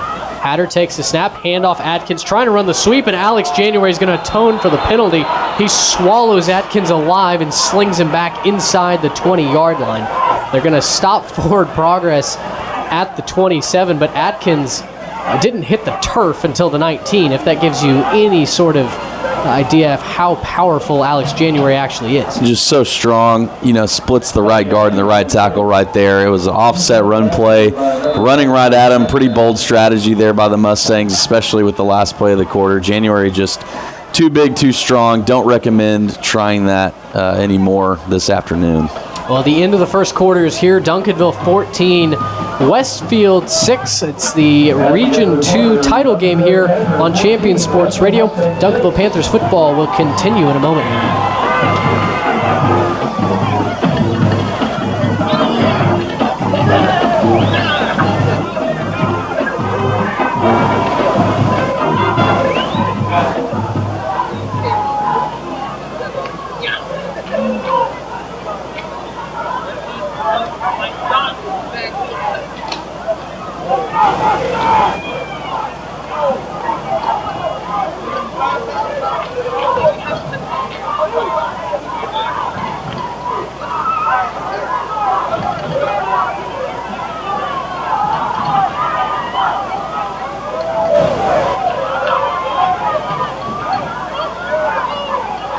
Second and 12 for the Westfield Mustangs as we get set here to start quarter number 2 of the regional title game here in Region 2, Division 6A. Pistol formation for Preston Hatter. He's going to play fake, now looking to throw deep. Got a man wide open down the middle of the field, and he sailed it over Palomo's head by 5 yards. Lamadrick Spencer was the closest Panther in the vicinity, but Spencer, right now, talking to one of his safeties, he thought he had safety help. There was nobody in the middle of the field. I think there was obvious miscommunication there. You had one side of the field in zone, the other side of the field in man.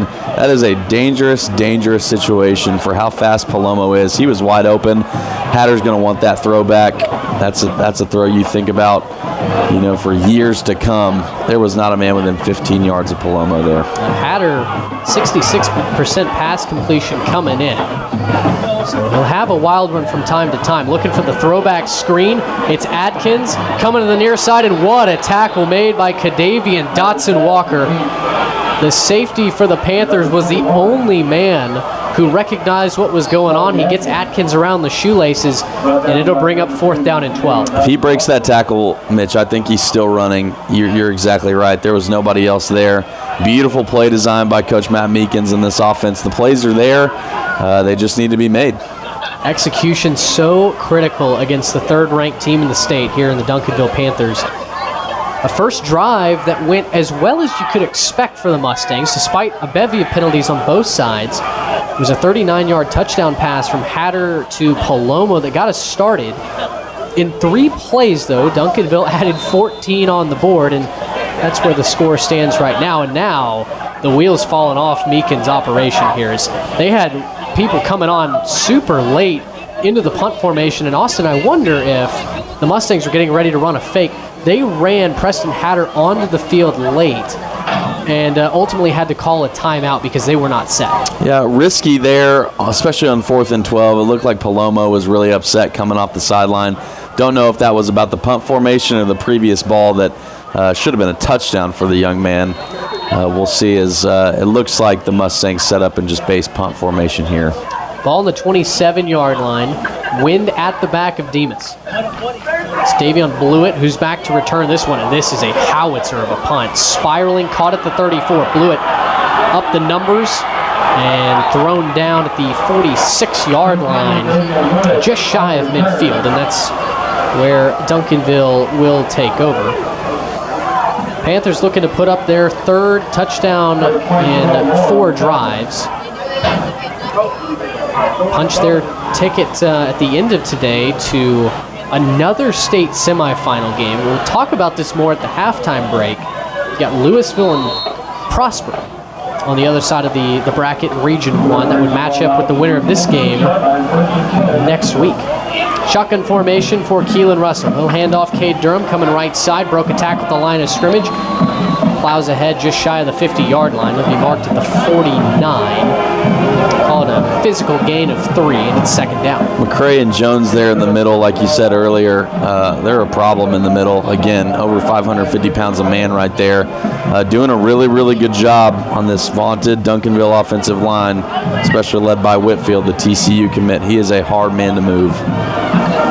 2 receivers to the top side of the formation, including freshman tight end Zachary Turner. Blewett lines up next to him. Now he'll come in motion. Speed option coming for Keelan Russell. Broke 2 tackles and running down the field. Crosses the 40, inside the 30. 2 men to beat, and he's tackled it inside the 20 at the 18. Keelan Russell got sandwiched just a couple of yards past the line of scrimmage and somehow bounced through.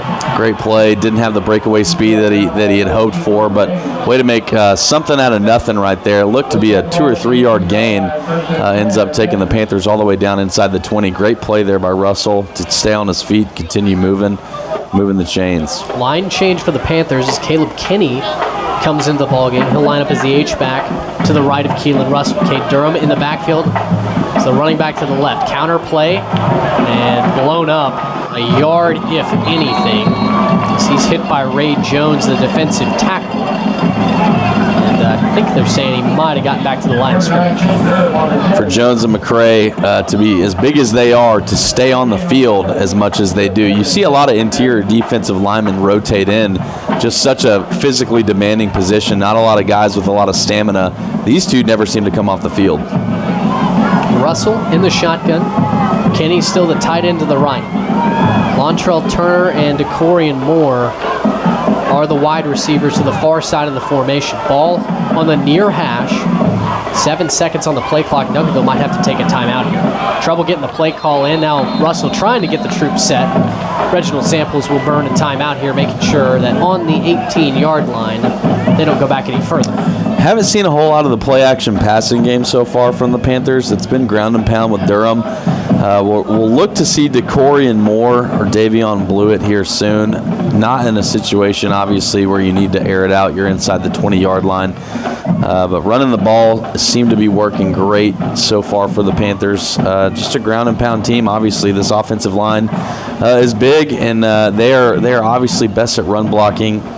Looking at a guy like Durham, almost 30 touchdowns on the year, a walking first down at 10.1 yards a carry.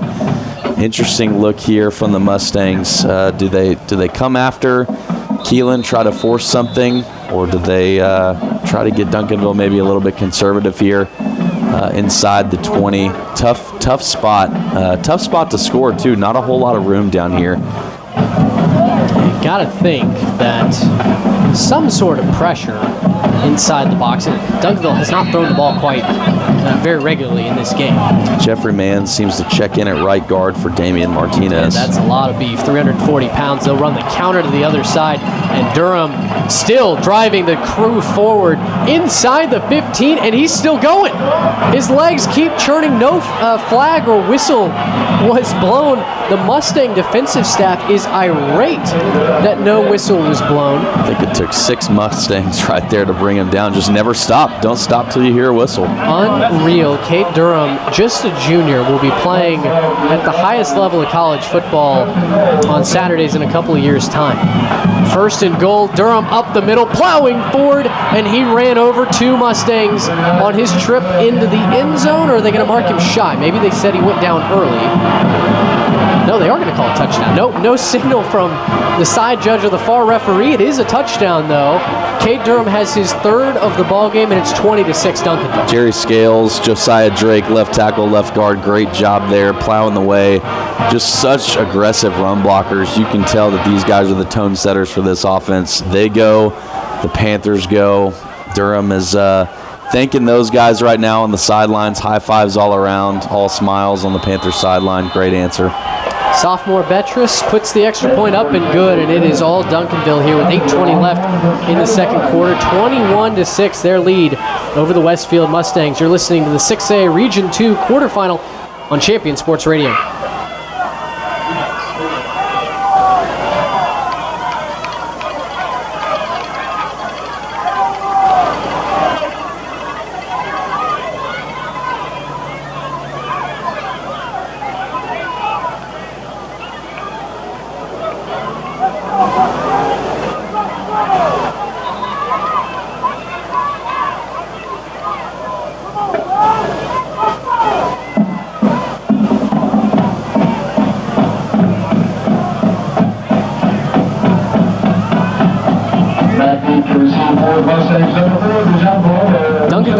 21-6 over the Mustangs of Westfield. The third touchdown run by Caden Durham, Mr. Everything for this Duncanville team.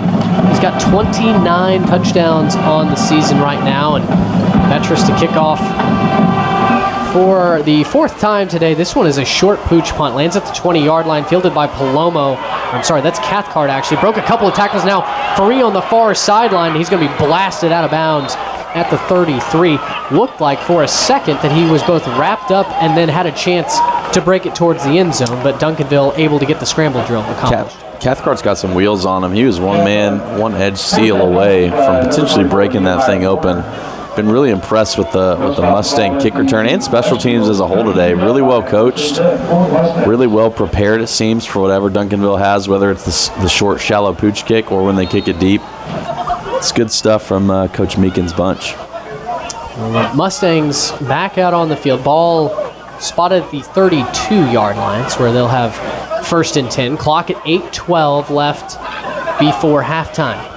Mustangs got the ball to start the game. Duncanville will get it in the third quarter. They hand off Atkins right up the middle, and Vernon Grant put his shoulder into the senior running back's chest, drove him to the ground just past the 35-yard line, called a gain of 4. It'll be 2nd and 6 coming up as the Mustangs going with some tempo.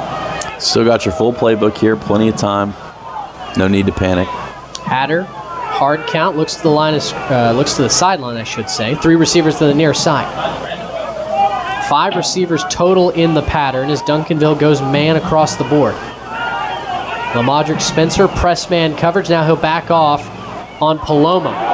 Fake screen, and that was supposed to be a streak route for Palomo as he faked the screen and then tripped. He's asking for pass interference, but the throw there from Hatter sails well over everybody's head. Simple fox call there, fake outside to the X. Palomo is the X receiver, had him streaking down the sidelines. We don't know if he got tripped up on his own feet. He's claiming that Deldrick Madison tripped him up. We'll never know. But if he didn't, more than likely a big play for the Mustangs. Again, the plays are there. Need to capitalize. 3rd and 6, 4 receivers in the pattern, and that's going to be a false start. Palomo flinched in the left slot, and that's going to take 3rd and manageable now to 3rd and long. It's going to be 3rd and 11 from just outside their own 30-yard line. Coach Meekins and this offensive staff just seems irate on the sidelines. Just these self-inflicted wounds against a team as good as Duncanville. You can't have them. They absolutely kill drives. It just makes it that much harder to move the chains. So 3rd and long, 2 receivers to each side. Hatter claps his hands, gets the ball, going to throw a bubble screen, and that was nearly picked off by Jabrian Peters. Oh my goodness, the big man had an interception go right through his hands. They were looking for Adkins on the inside screen, and Duncanville will celebrate as they run off the field. Their defense stands strong again. Jabrian Peters watches film. There is no way that you can tell me he can't after that. I don't think anybody else on the defense except for him knew that that screen was coming. He sniffed out Atkins in the backfield and stayed locked on to him the entire time. Would have loved to have a pick 6 there. Obviously, more importantly, gets him off the field to get Keelan Russell in the offense back out there. But great play by Peters. Just an instinctual football player. Definitely a veteran. Demas had a high snap he had to corral and got it away right before Nehemiah Border could get to him. It's fielded inside the 30-yard line by Davian Blewett, and he tried to juke a man and got blown up for his efforts. It was Luke Wynn, the senior receiver there on special teams. Great play, great effort. Shot his hips, perfect form tackling. Fires up the Westfield bench a little bit, getting some love from the guys and the special teams coordinator. And that is some momentum that they desperately need. They punted 4 straight times after an opening drive touchdown, but remember they also had the extra point blocked.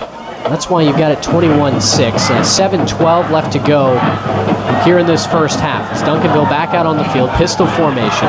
Zachary Turner, the H-back in motion from the right to the left. They'll run a counter. Right side, Cade Durham got around the end, broke a tackle, crosses the 35-yard line before he's tripped up. It's a gain of 5 officially, and it'll bring up 2nd and medium. Guard tackle counter with guys that are 310 pounds usually is a successful way to move the chains. If I'm Reginald Samples, I'm not getting away from that. I'm running that play until Westfield proves they can stop it. It doesn't matter if it's split back or pistol. Durham is getting his on the ground. 2 running backs in the formation. They're going to hand it off. This is Lontrell Turner, and he's tripped up. Got up off the ground. I don't think he actually ever hit the turf, but forward momentum stopped to where the linesman or the referee here on the near side would blow it dead. So you've got 3rd and you've got 10 on the board. On the field, it's going to be about 3rd and 7 coming up. Imperative play right here for the Mustangs to get off the field. The worst thing that could happen would obviously be 6. You don't want the chains to continue moving. Split back formation. They're going to run the counter. Cade Durham broke a tackle very near the line or the first down marker.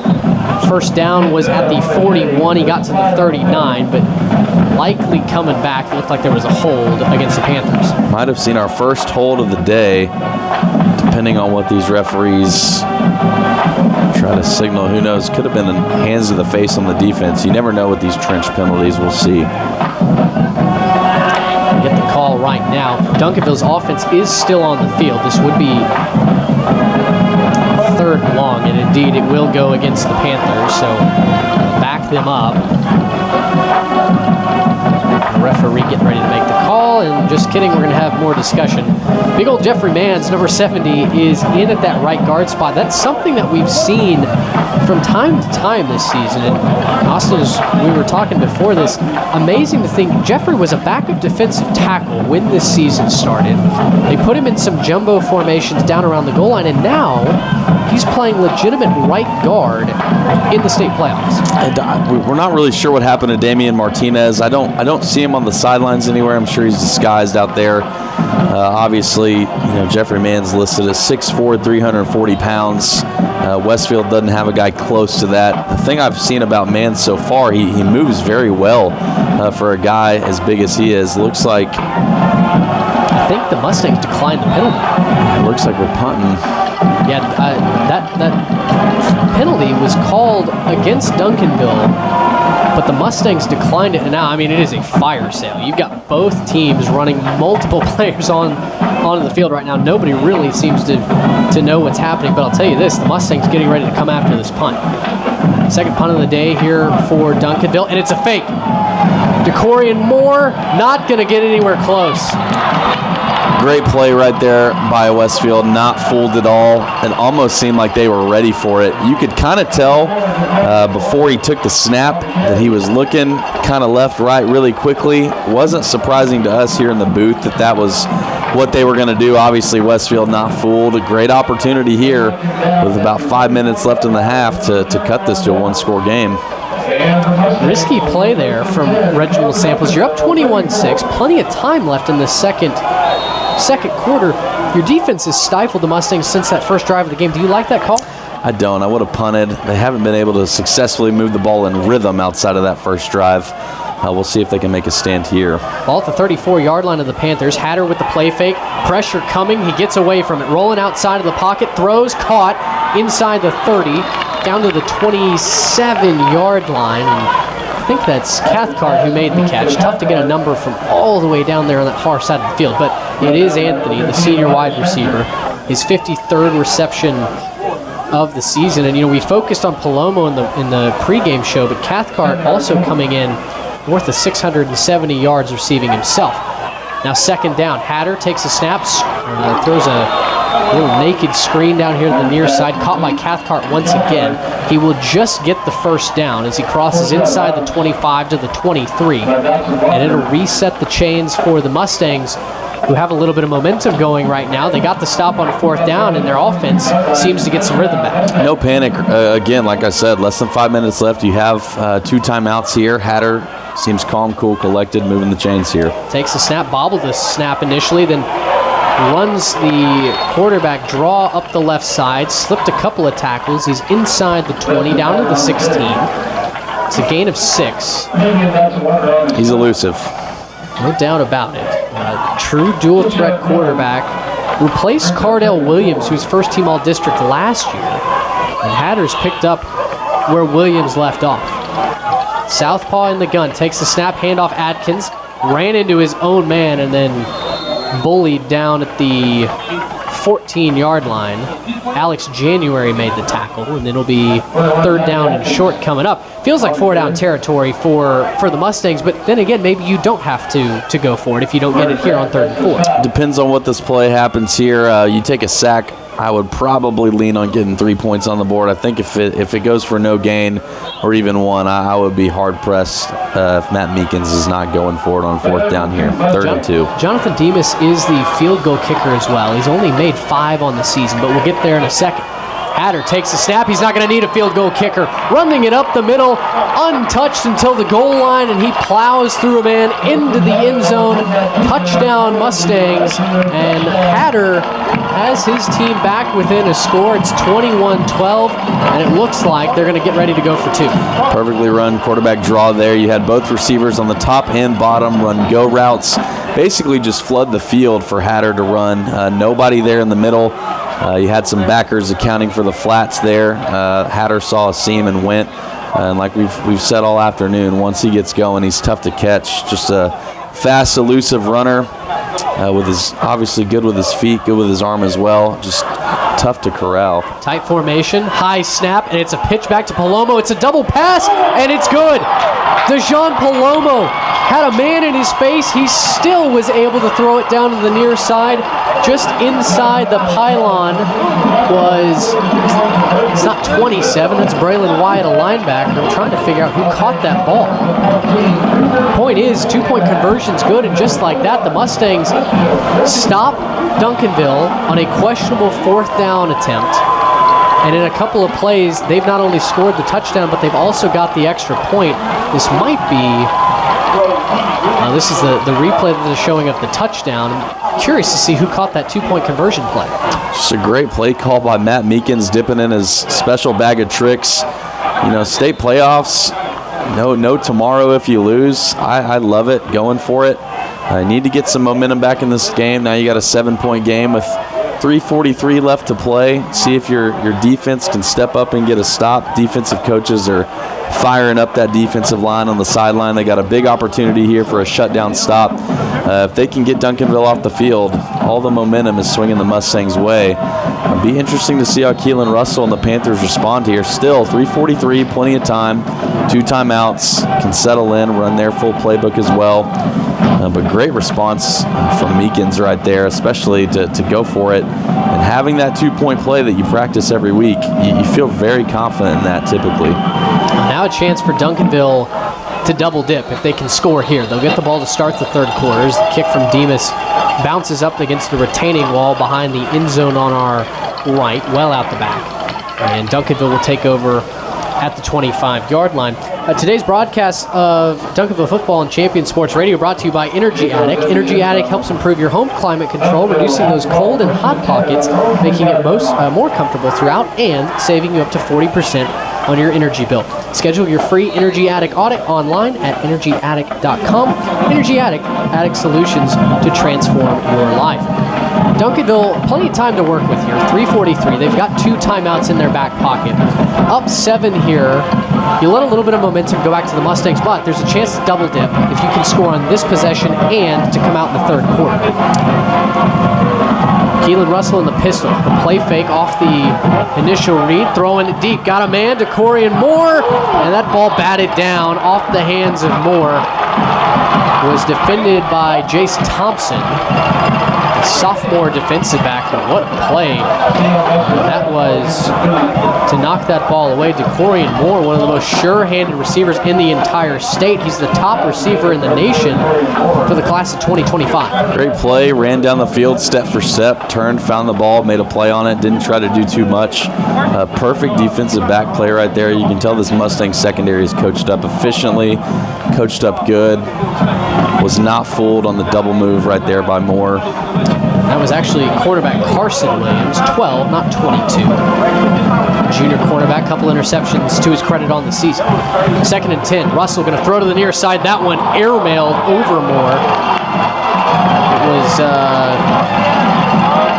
31 in coverage for the Mustangs, Keyshawn Monroe, who just submarined Moore. That ball sailed anyway, but now it's 3rd and long, and now DeCorian Moore has gone down.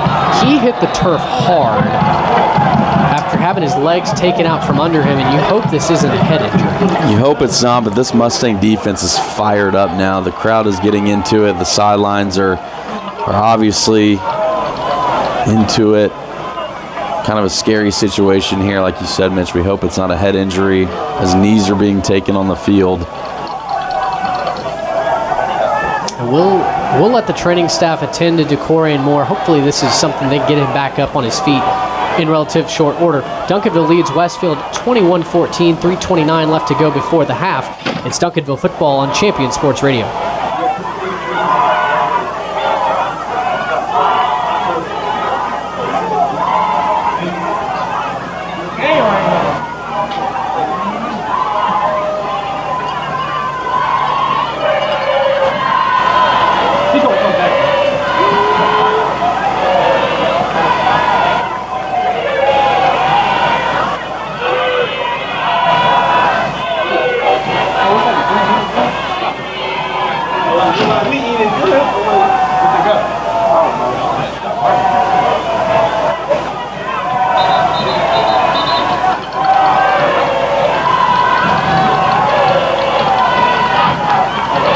DeCorian Moore did walk off the field under his own power, but he's being attended to on the sideline. So for the moment, Duncanville missing one of their top wide receivers. They're going to bring Kalen McKinnis, a senior, in his place. This is 3rd and 10, ball at the 25-yard line. Duncanville looking to move the chains as they'll empty out the backfield. We've got 4 receivers to the top side of the formation, including Cade Durham. McKinnis singled up on the near side. Russell takes the snap, going to roll to that right side, throws a duck that might have been tipped at the line of scrimmage. It fluttered to the ground, and Duncanville, after giving up a momentum-building drive for Spring Westfield, immediately goes 3 and out. They've got to give the ball back to the Mustangs now with 3:23 left. You got the shutdown stop you needed. You're going to get the ball in plus territory. Again, only a 34-second drive. You have a timeout. Good situation here for the Mustangs to potentially tie this thing up, especially with Palomo returning this punt. We know if he gets any space at all, he's a threat to take one to the house. We'll see if Westfield comes after this or not.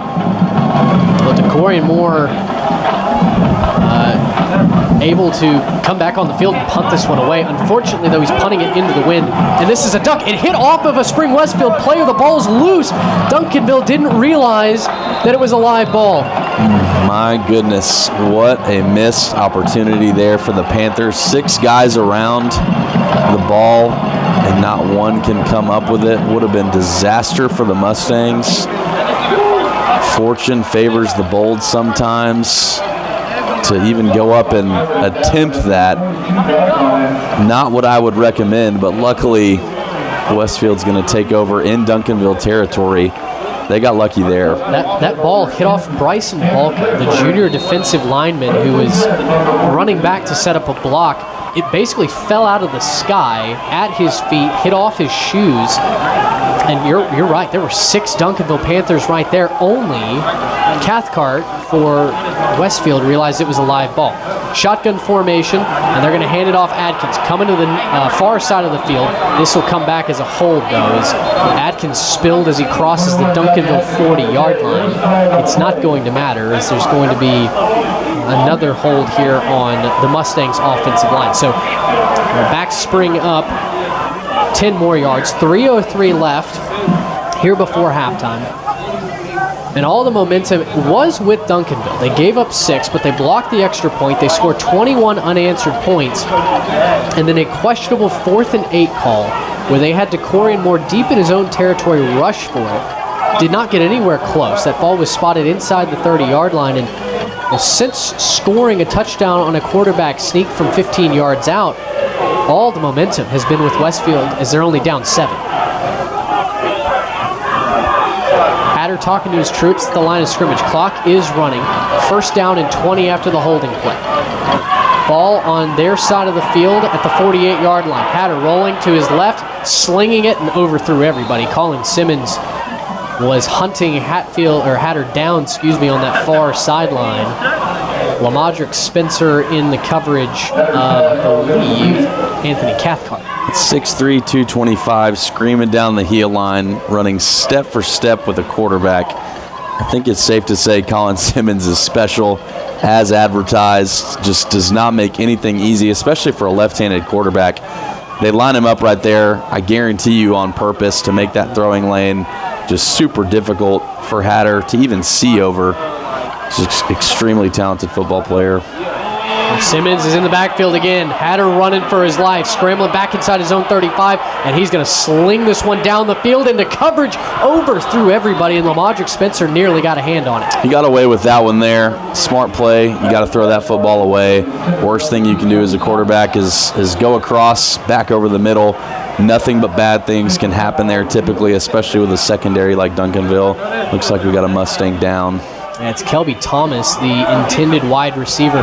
He ran into the Duncanville defender. I believe it was Tyron Pauley Jr. that he collided with as that ball sailed well over his head. And Thomas down just outside the numbers on the Duncanville sideline. So we'll step aside, take a couple minutes while they help Kelby to his feet. 21-14, Duncanville over Westfield in the Region 2 quarterfinal here in 6A. You're listening to Duncanville football on Champion Sports Radio.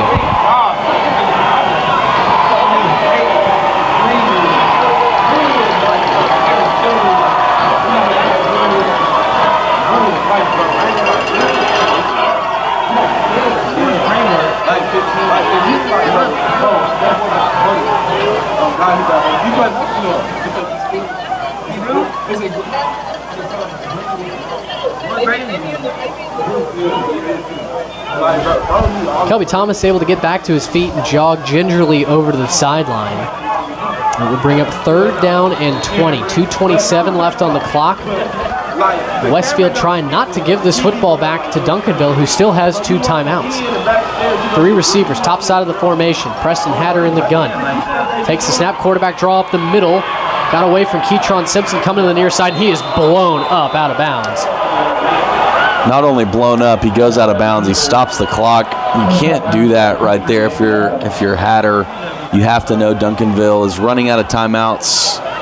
Just a little over 2 minutes left in the half. The worst thing that can happen is you give Duncanville an extra 45 seconds here. Going to need a great punt right here to hopefully down Duncanville inside their own territory, but need to stay in bounds there. We'll see if Duncanville can feed off this. The Duncanville crowd getting into it now. Sidelines are feeling it. They want to put 7 points back on the board to make this a 28-14 game. That was James Adams, the senior cornerback, that lowered the boom. So the ball just inside the 49-yard line, and it's a dud. Off the foot of Jonathan Demas, and that ball barely crossed the Duncanville 30. We'll see where they officially spot it, but that was not the kick that Demas wanted. They are going to spot it dead on the 30-yard line. So 2:14 left to go. Duncanville up 7. 2 timeouts left, and Austin, I'll kick it back to you again. A chance to double dip here. Now you can score if you can manage to get down the field and take the ball in the 3rd quarter, but last couple drives, Duncanville has looked a little lifeless. Yeah, again, full playbook available. We've seen a good adjustment from the Mustang defense. Again, almost in the same bear front that Duncanville is. Both running games have, I wouldn't say, been non-existent since those first couple drives, but you're right. Both teams have settled in, made adjustments. That's why I think we see this game so close, but we'll see if Keelan Russell can open up some of these receivers down the field. Trips receivers to the top side of the formation. They're going to throw a screen. Keelan Russell to DeCorey Moore, who's back in the game. Made a move outside. Crosses the numbers. Crosses midfield, and he's tripped up just past the 45-yard line of Westfield. Boy, that was a race to the end zone there. Great blocking out in front. And Duncanville trying to capitalize on the momentum. They're going to go quickly. Exactly what we said. Get the ball in your playmakers' hands, especially the ones that are as fast as DeCorey and Moore. Still got your whole playbook, just under 2 minutes. Keep feeding these guys that give you nothing but positive results on the offensive side of the ball. Touchdown saving tackle made by Carson Williams. Broken play now as Keelan Russell got turned around. Still manages to hand it off to Caden Durham, but a little bit of time and momentum lost. Russell turned to his right. Durham was running to his left. That time lost on the quarterback exchange didn't allow Durham to hit the hole, and now the clock's still running. Inside a minute and a half left, they just called a gain of 1. Ball on the Westfield 43-yard line. In the gun, Russell takes the snap. He's going to throw it. Freshman tight end out in the flat. Zachary Turner, that one's going nowhere. Snowed under. 4 Mustangs there to make the tackle. It's actually a loss of 1, and Reginald Samples will quickly call a timeout. It'll be 3rd and 10 coming up with a minute 14 left on the clock. And you had an explosive play to start that drive. Kind of feels like you just wasted 2 downs. Coach Samples and the offensive staff does not look thrilled that snap even got off, honestly. You had Terrell Moore easily in the backfield within a second of that snap even being off. Coach Samples obviously lighting into his quarterback right now. Seems to be some sort of miscommunication, like you said. Just over a minute and 10 seconds left in this half. You want to call your perfect plays. You have 1 timeout remaining now. You don't want to waste any precious seconds, especially on this side of the field. Well, the good news for Duncanville is they are on the plus side of the field, so still quite a few options, especially considering how quickly you've been able to move the football on the ground with Caden Durham. Your passing game hasn't been the most economical today, but still with all 3 top receivers, Lontrell Turner, Davian Blewett, DeCorian Moore, who is back from that earlier injury, you've got a lot of options, some great route running amongst those 3 guys. Still plenty of time to work with, but now the sticks become an issue. 3rd and 10 hasn't exactly been the friend of Duncanville so far today. Westfield's going to bracket Duncanville receivers here, keep everything in the middle of the field. They do not want Duncanville to be able to get out of bounds. Shotgun formation. Russell takes the snap, 3-step drop. Now going to throw to the sideline. It's caught. DeCorian Moore inside the 40-yard line at the 37 is where they'll mark it out. He's about 3 yards shy of the sticks, and Duncanville has no intention of coming off the field. Mustangs defensive coaches shaking their heads, exactly what I just said. They do not want them to catch the ball out of bounds. Duncanville does exactly that. Little simple 8-yard dig route. Easy pitch and catch there. Catch, get out of bounds. Just over a minute left. Duncanville's in business. No need to panic here. Clock does stop. 1:08 left before half. 4th down and 3. Ball on the 37-yard line. Receiver in Blewett coming in motion. They're going to hand off Cade Durham right up the middle. Nobody touched him until he was inside the 25. A massive gain for the Panthers. It's a 1st down, and they're just outside the red zone. Duncanville is going to go quickly as they're back to the line of scrimmage. What a call by Coach Samples. Middle of the field wide open. Why not, right? 54 seconds and counting. 2 receivers on either side of Russell. He's back to pass, looking to throw. Time runs out, and he's sacked. Right up the middle, it's Chris Walker, the senior defensive end, on a stunt. Looked like he was relatively untouched. He got around Benjamin Whitfield, that right tackle, who is looking back at Keelan Russell going, what happened? Man, and he had DeCorian Moore streaking down the sideline. Not a single Mustang defender inside. If he breaks that tackle, that is an easy 30-yard pitch and catch for Duncanville. That's almost for sure a touchdown-saving tackle there by Walker, potentially a game-saving tackle if this thing ends up being as close as it is. This was a Westfield team that came in with 30 sacks to their credit this season. Not the biggest defensive line, but they've certainly played with a lot of aggression here today. The edges, Bryson Balco and Chris Walker, who just recorded that sack. We've been calling the names of Xavier McCray, the junior defensive tackle. He was a first-team All-District performer last season as a sophomore, and then the senior big number 95, Ray Jones. This defensive line, outside of a couple of gashing runs, as certainly as this first half has worn along, has certainly performed better and better. Yeah, Bryson Balk has done a great job against Benjamin Whitfield. Like we said, the TCU commit, he is not easy to handle. He's done his job getting to the heel line, staying keyed in on Keelan. Done very, very well, especially in the second quarter. So it's 2nd and 19, ball on the 29-yard line. Russell's got 2 receivers in the top side of the formation. He's got 1 down to the near side. Now he's going to motion Cade Durham out wide. Durham on the near sideline. Russell will take the snap, looking to throw, looking to go deep, right down the middle of the field, looking for DeCorian Moore, a jump ball, and it's incomplete.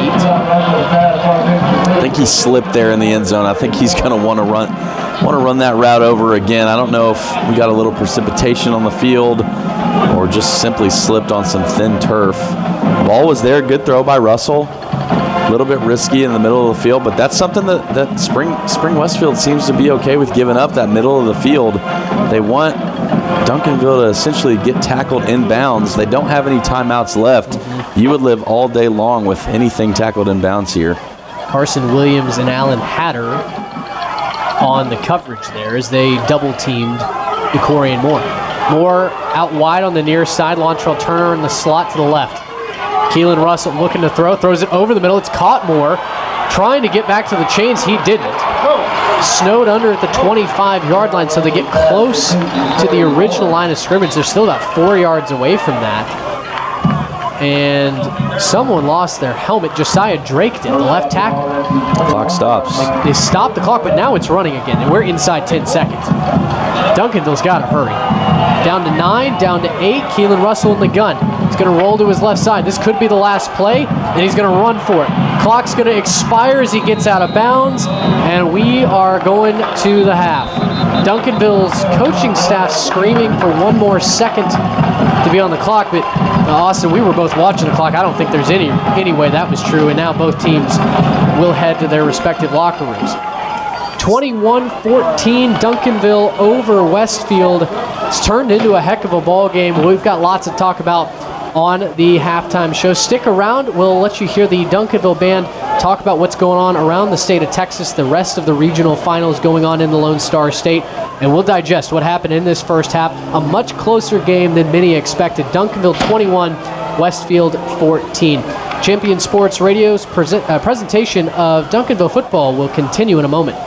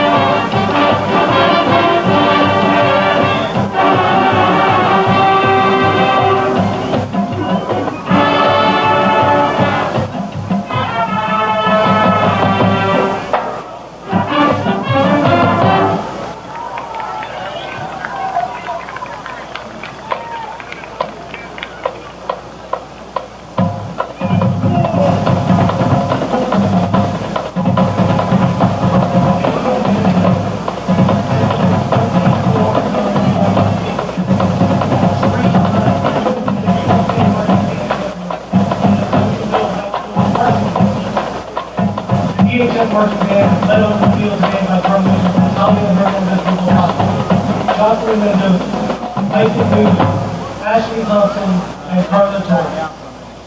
The band would like to thank all of the parents, boosters, teachers, staff, administration, and the Duncanville ISD Board of Trustees for their support and encouragement throughout another successful season. This afternoon, the Duncanville Band and High School will honor the team and community by forming the Duncanville team with Eat 'em Up, More Chance, and the Duncanville Fight Song. And now, Duncanville High School and the City of Champions presents the band where pride makes the difference.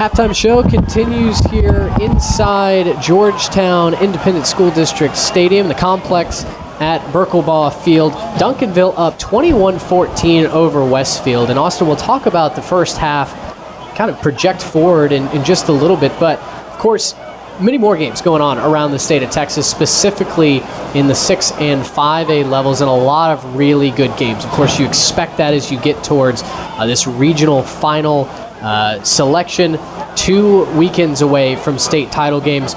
We wanted to whip around the state, and there's some surprising results, some not so surprising results going on. Yeah, starting from the bigger schools, Westlake over Brennan, 41-7 in the fourth quarter. Westlake continues their just amazing run. I don't think they've lost a game since 2019. Looks like Denton Geyer is ahead of Southlake 45-21 there in the fourth quarter.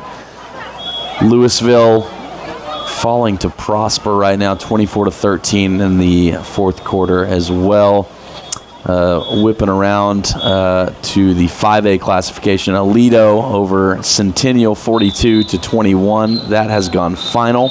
Aledo Bearcats, obviously prominent program over on the west side of Fort Worth. I think that is all we have so far today with maybe a game or two later on in the day. You know, this region, Region 2, matches up with Region 1, which is Louisville and Prosper at the 6A level. With Prosper likely coming out of that one and matching up with the winner of this Duncanville Westfield squad, it's been a Prosper team that has risen through the ranks. At one point, playing 3A football, but is one of the most popular destinations in the Metroplex for new houses and new home builds. Specifically, the Prosper Salina area has just exploded. Now they're playing at the highest level of 6A football in the state of Texas. That's an offense that has a legitimate shot to carry the Eagles all the way to a state title game. From what you've seen on the field so far, and again, that game is not done final, but from what you've seen from Duncanville Westfield, how do you think both of these defenses match up against a high-flying pass attack that the Eagles will unfurl next week? Well, Prosper obviously has a high-flying passing attack, but you could say the same thing about Westfield and Duncanville. I mean, both quarterbacks throwing well over 2,000 yards on the year, whether it's Keelan Russell, whether it's Preston Hatter. Both of these defenses have really done a nice job, especially when you look at the state of high school football. A 21-14 halftime score is by all means not a bad defensive half from both teams, especially with two high-powered offenses. Obviously, Hatter, 42 touchdowns, only 5 interceptions on the year, and Duncanville has done the best they can at corralling him, especially through the air. It's been the legs that Hatter has just taken over this game on the offensive side for Westfield. And then Keelan Russell, again, 21 touchdowns, only 7 interceptions on the year, takes care of the ball well. We haven't seen a turnover in this game. I don't know if that is surprising yet, especially from a Westfield defense that has 21 total turnovers forced, 30 sacks on the year.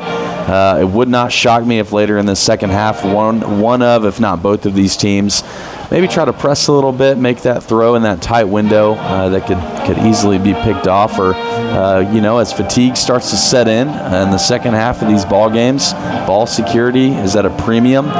You'll start seeing guys ripping at the ball, trying to punch it out, potentially make a play, spark some momentum for their offenses. But as far as Prosper goes, man, what a program. Huge stadium built, obviously, up there with the addition of Rock Hill High School as well. Prosper still remains the team to beat in the North Dallas area. It just seems to keep expanding year after year. But you're exactly right. Gunner is a power as well up in that area, winning ball games there. But that far north side of the Metroplex, if you even want to call it that, is a breeding ground for just great high school football. Even going further east to the Allen, Lovejoy side of things, great program there. A lot to like from that region, the state. When high-level high school football is being played, it's a great thing to watch. You go down south to regions 3 and 4, and no doubt there's no surprise with who's coming out of there. Galena Park North Shore punched their ticket as the Region 3 champion last night, beating Humboldt Atascocita 38-7. Today, Westlake certainly looks like they're stamping their ticket to a state semifinal game. For Duncanville, with so much history with Galena Park North Shore, you're going to have two of the most successful programs in Texas high school football on the other end of that state championship game if you're able to make it there. Do you have a preference or one that you think Duncanville matches up better with should they get by Westfield, considering Galena Park, maybe they've struggled with some teams at times this year, but still undefeated. They beat this Westfield team earlier in the season. For Westlake, Todd Dodge obviously retiring, that's got to be worth something despite Westfield basically blowing out every opponent they've faced. Well, Westlake hadn't lost a game since 2019, and obviously it is a factory there, all the way from the Mighty Mites in kindergarten. From the time you grow up, you're a chaparral wanting to play for Westlake High School. Coach Salazar, who took over for Coach Dodge, has done a great job, obviously, his first year at the helm, taking over as the one-time defensive coordinator. But Westlake is an obviously very efficient program, just kind of rolling through everybody they've played. For Duncanville, I don't know if you have a preference. I think for Coach Samples, if you were to ask him, I think he just said he would just want to win one. He's been so close so many times and seems to have lost in the most heartbreaking of fashions, whether it's his Dallas Lincoln team back in 2004 that fell short at Floyd Casey Stadium in Waco with the blocked field goal, or whether it's Jaquindon Jackson, who we saw last night for the Utah Utes. having a nice game there. When he went down with an injury, it just seems like it was always something for Coach Sample's Panther team.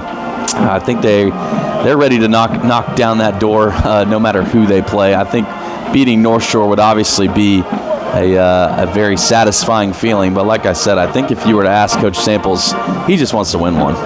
No doubt about it. Interesting to go around the 5A, specifically Division I level, and this was a score that I was checking on right before we came back on the air. A wild finish between College Station and Smithson Valley. College Station up 26-21 with a minute 55 left in that ball game.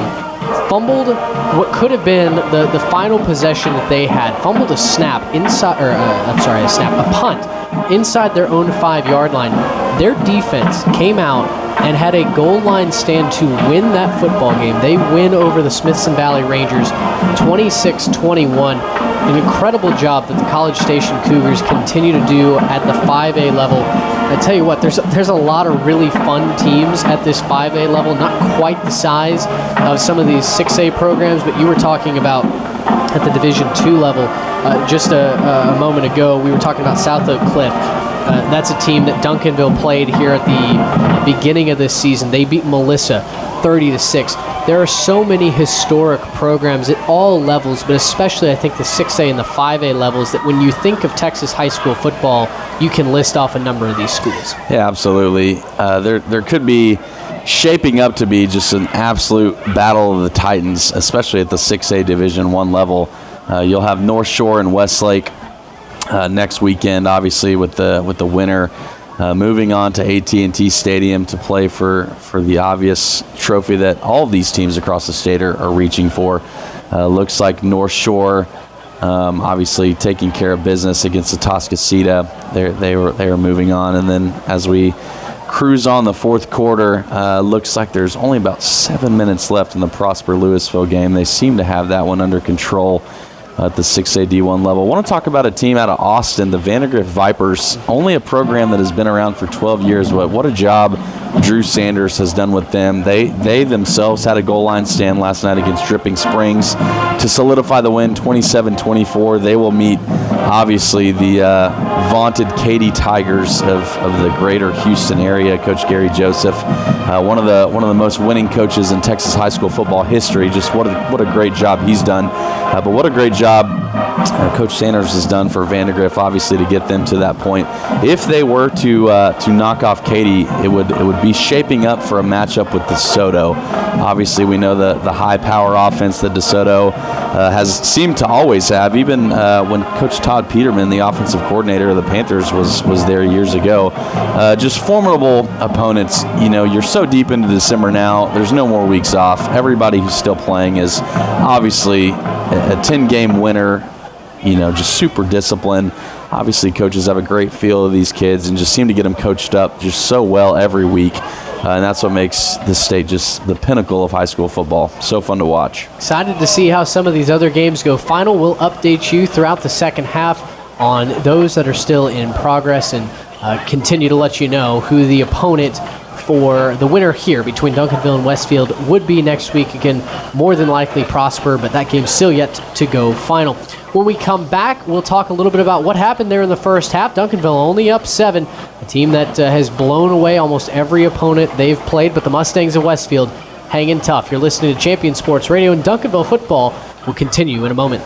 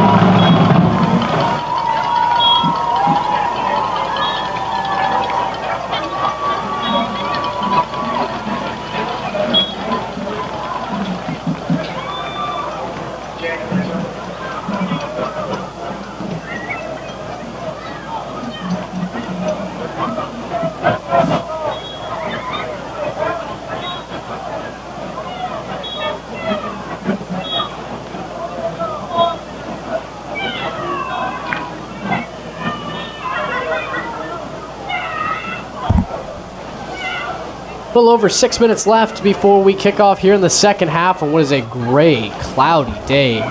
Georgetown ISD Athletic Complex, along with Austin Taylor. I'm Mitch Mason. Glad to have you back with us on the halftime show. Duncanville 21, Westfield 14. It's been a very close game. Westfield scored the first 6 points. They had the extra point blocked, and then Duncanville reeled off 21 straight.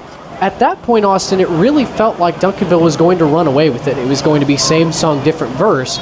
But Westfield battled back, scored a touchdown, got a 2-point conversion play, and that was set up by a questionable fourth down decision, I should say, from Reginald Samples and Duncanville.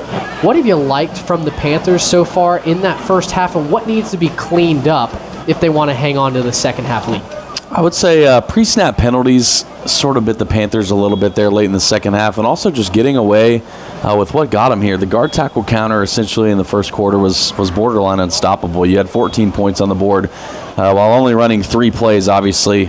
Big Benjamin Whitfield, the TCU commit, just kind of heading that load there on the right side of that offensive line. Him and Jeffrey Manns, the right guard we've seen fill in for Damian Martinez at 6'4", 340 pounds. Moving as agile as he did, Coach Samples should look to ride those guys, obviously on the ground game, control the line of scrimmage just like they've been doing. I wouldn't say there's been anything that they've done that Westfield has not been ready for to counter that. Westfield's defensive coaching staff has obviously done a great job coaching these guys up, whether it be this week in practice or in the film sessions that they've had. Switching to a bare front after those running explosive plays from Caden Durham. They've done a good job sewing that up a little bit. Obviously, he's a lot to deal with, the 4-star with offers from nearly everywhere in the country. Mr. Durham has surely already had a great game, can expand on that more. It'll be very interesting to see if Duncanville decides to attack this defense in more ways than one. But if you had to ask me, I would say keep pounding that power, keep pounding that counter, dance with the horse that brought you here, and good things should happen for the Panthers moving forward. Defensively, Preston Hatter has been as advertised, a true dual threat. He started the ballgame with a 39-yard touchdown pass to Jean Palomo. The pass rush for Duncanville has certainly gotten him out of the pocket, but Hatter's been able to create some havoc outside of that, whether it be with his arm, with his legs. What does Duncanville have to do to contain Hatter and make sure that Westfield doesn't turn on the offensive jets here in the second half? I would put a spy on him. I would put either Eli Wallace or Vernon Grant there, one of your faster linebackers that can move a little bit. I think what Westfield tried to do there late in the second half was just expand the field, use all the yards that they could there. Obviously with the 2 receivers, one on top, one on bottom, going with the go routes and running backs out in the flats, essentially leaves the middle of the field wide open. I know on one of Hatter's long touchdown runs there in the red zone, about 20 yards, there was nobody within 15 yards. The middle of the field was wide open. That'll be a point of emphasis, I think, for the Duncanville coaching staff to just put a spy on him. Obviously, you don't have to, contain him. You live with the 3 to 4 yard rushes. The ones that go over 8 to 10 are the ones that just seem to kill you, especially this time of the year.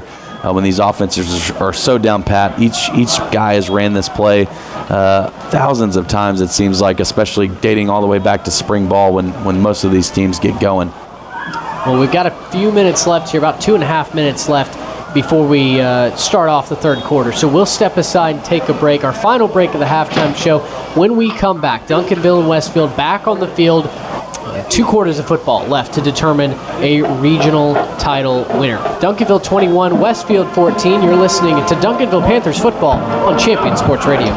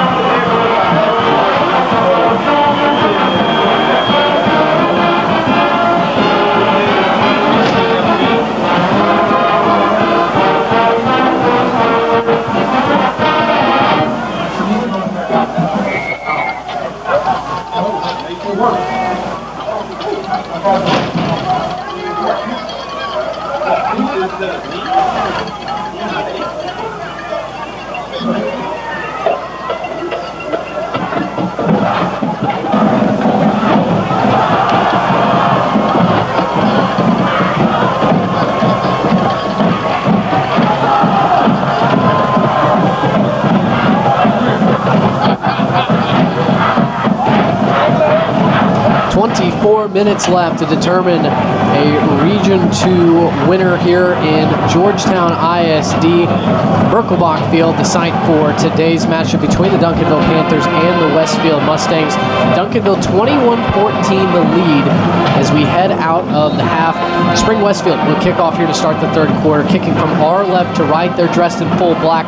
Duncanville in the all-whites with the blue lids. Along with Austin Taylor, I'm Mitch Mason. Glad to have you with us in the booth on a cold, chilly evening here in Central Texas. As Jonathan Demas puts toe to leather and boots this one out the back of the end zone.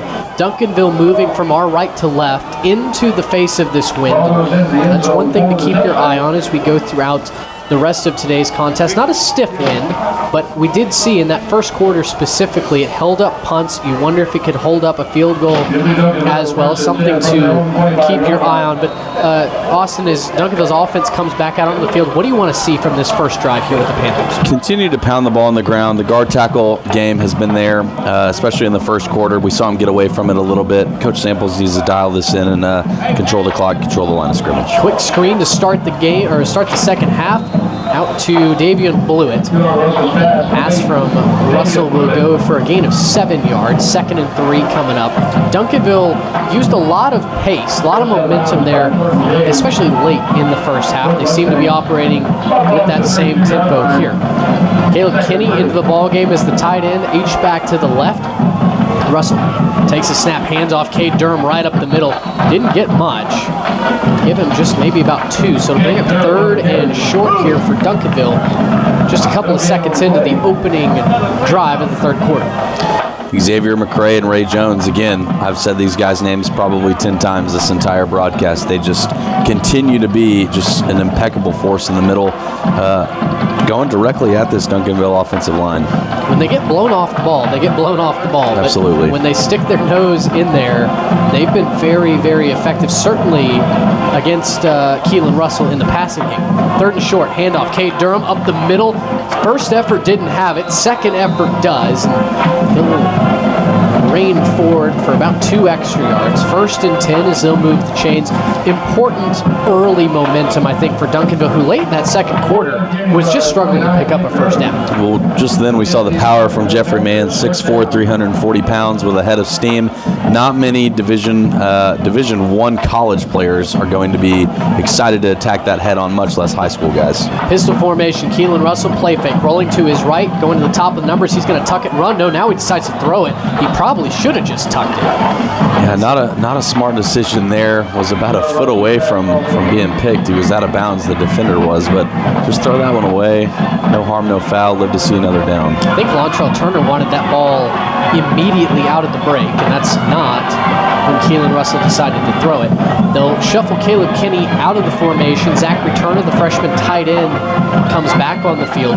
Doesn't have a ton of receptions this year, just 13 coming in, but a tall presence for a true freshman. He stands at 6'3", 210. He's motioned out wide. Keelan Russell, handoff up the middle. Durham stutter step. Now plenty of room coming to the near side. This is actually Lontrell Turner. Crosses midfield, hurdles a man, trying to run away from a defender, still on his feet. Cuts it back to the middle of the field. This is a whole lot of effort as Lontrell Turner waves goodbye to a defender for nothing, as there is a flag on the 40 or the 39-yard line of Duncanville. The white shirts still celebrating in the end zone, but Austin, as you immediately signaled, this is going to come back.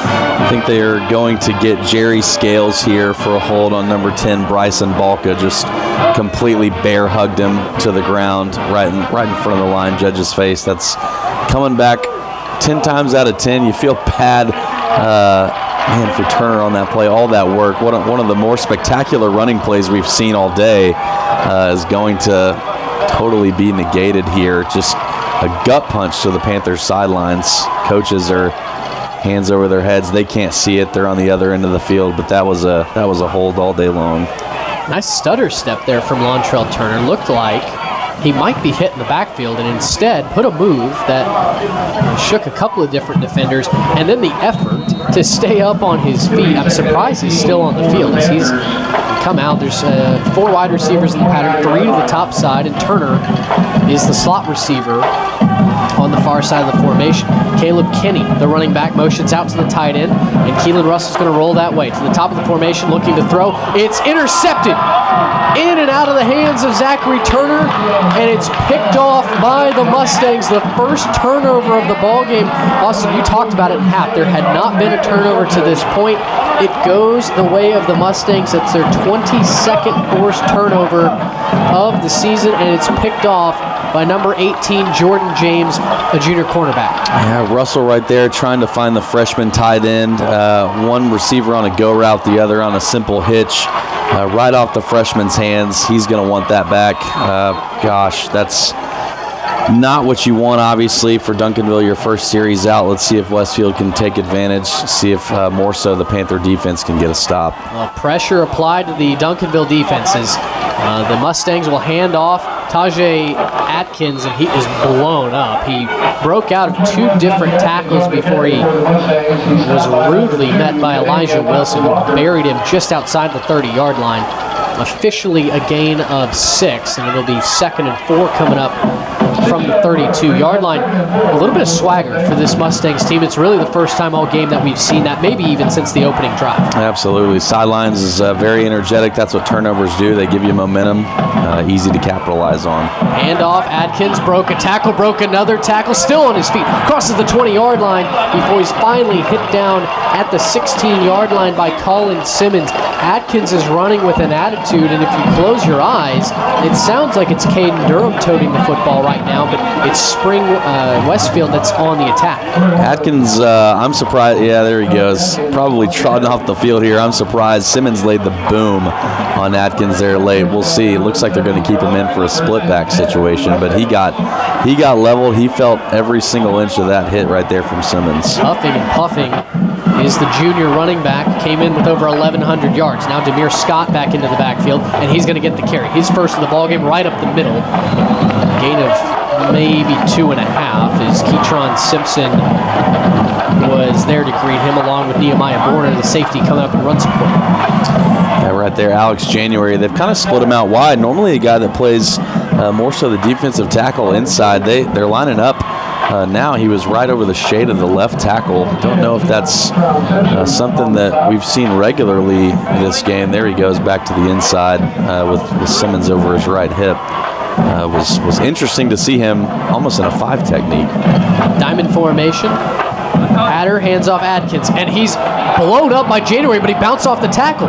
Ran through a couple of other arm tackles. He manages to take what should have been a loss and turn it into a 3-yard gain. There was a very, very late flag that came in from the back judge.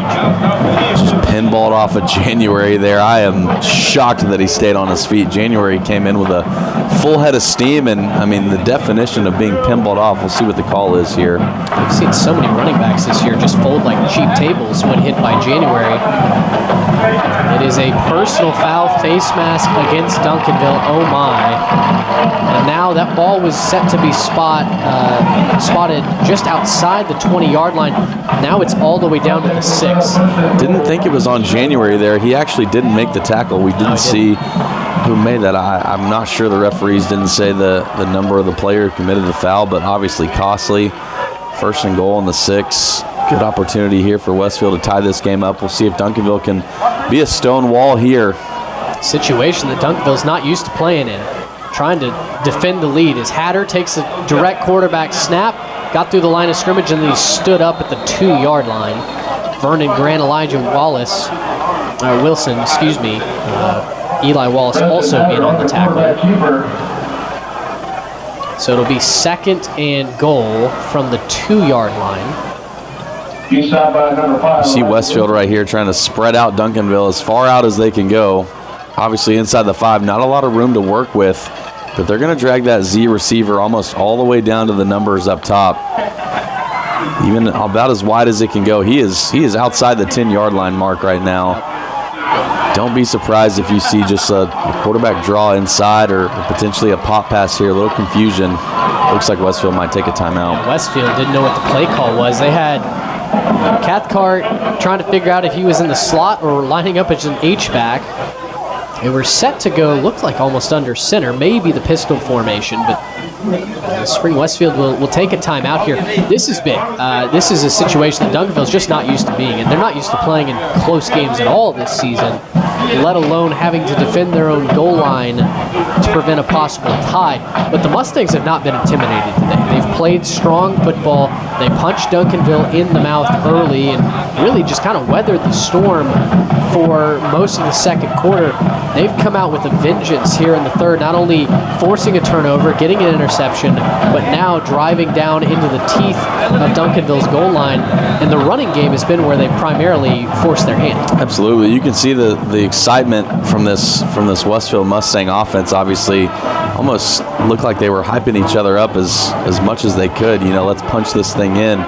Same thing from Colin Simmons and this defense, though. Both teams really want to make a statement right here. Huge couple plays coming up from inside the 5. Pistol formation. Hatter has Adkins behind him. They'll bring a wide receiver in motion. Quarterback keeper, and Hatter panicked. He had Keytron Simpson right in his face.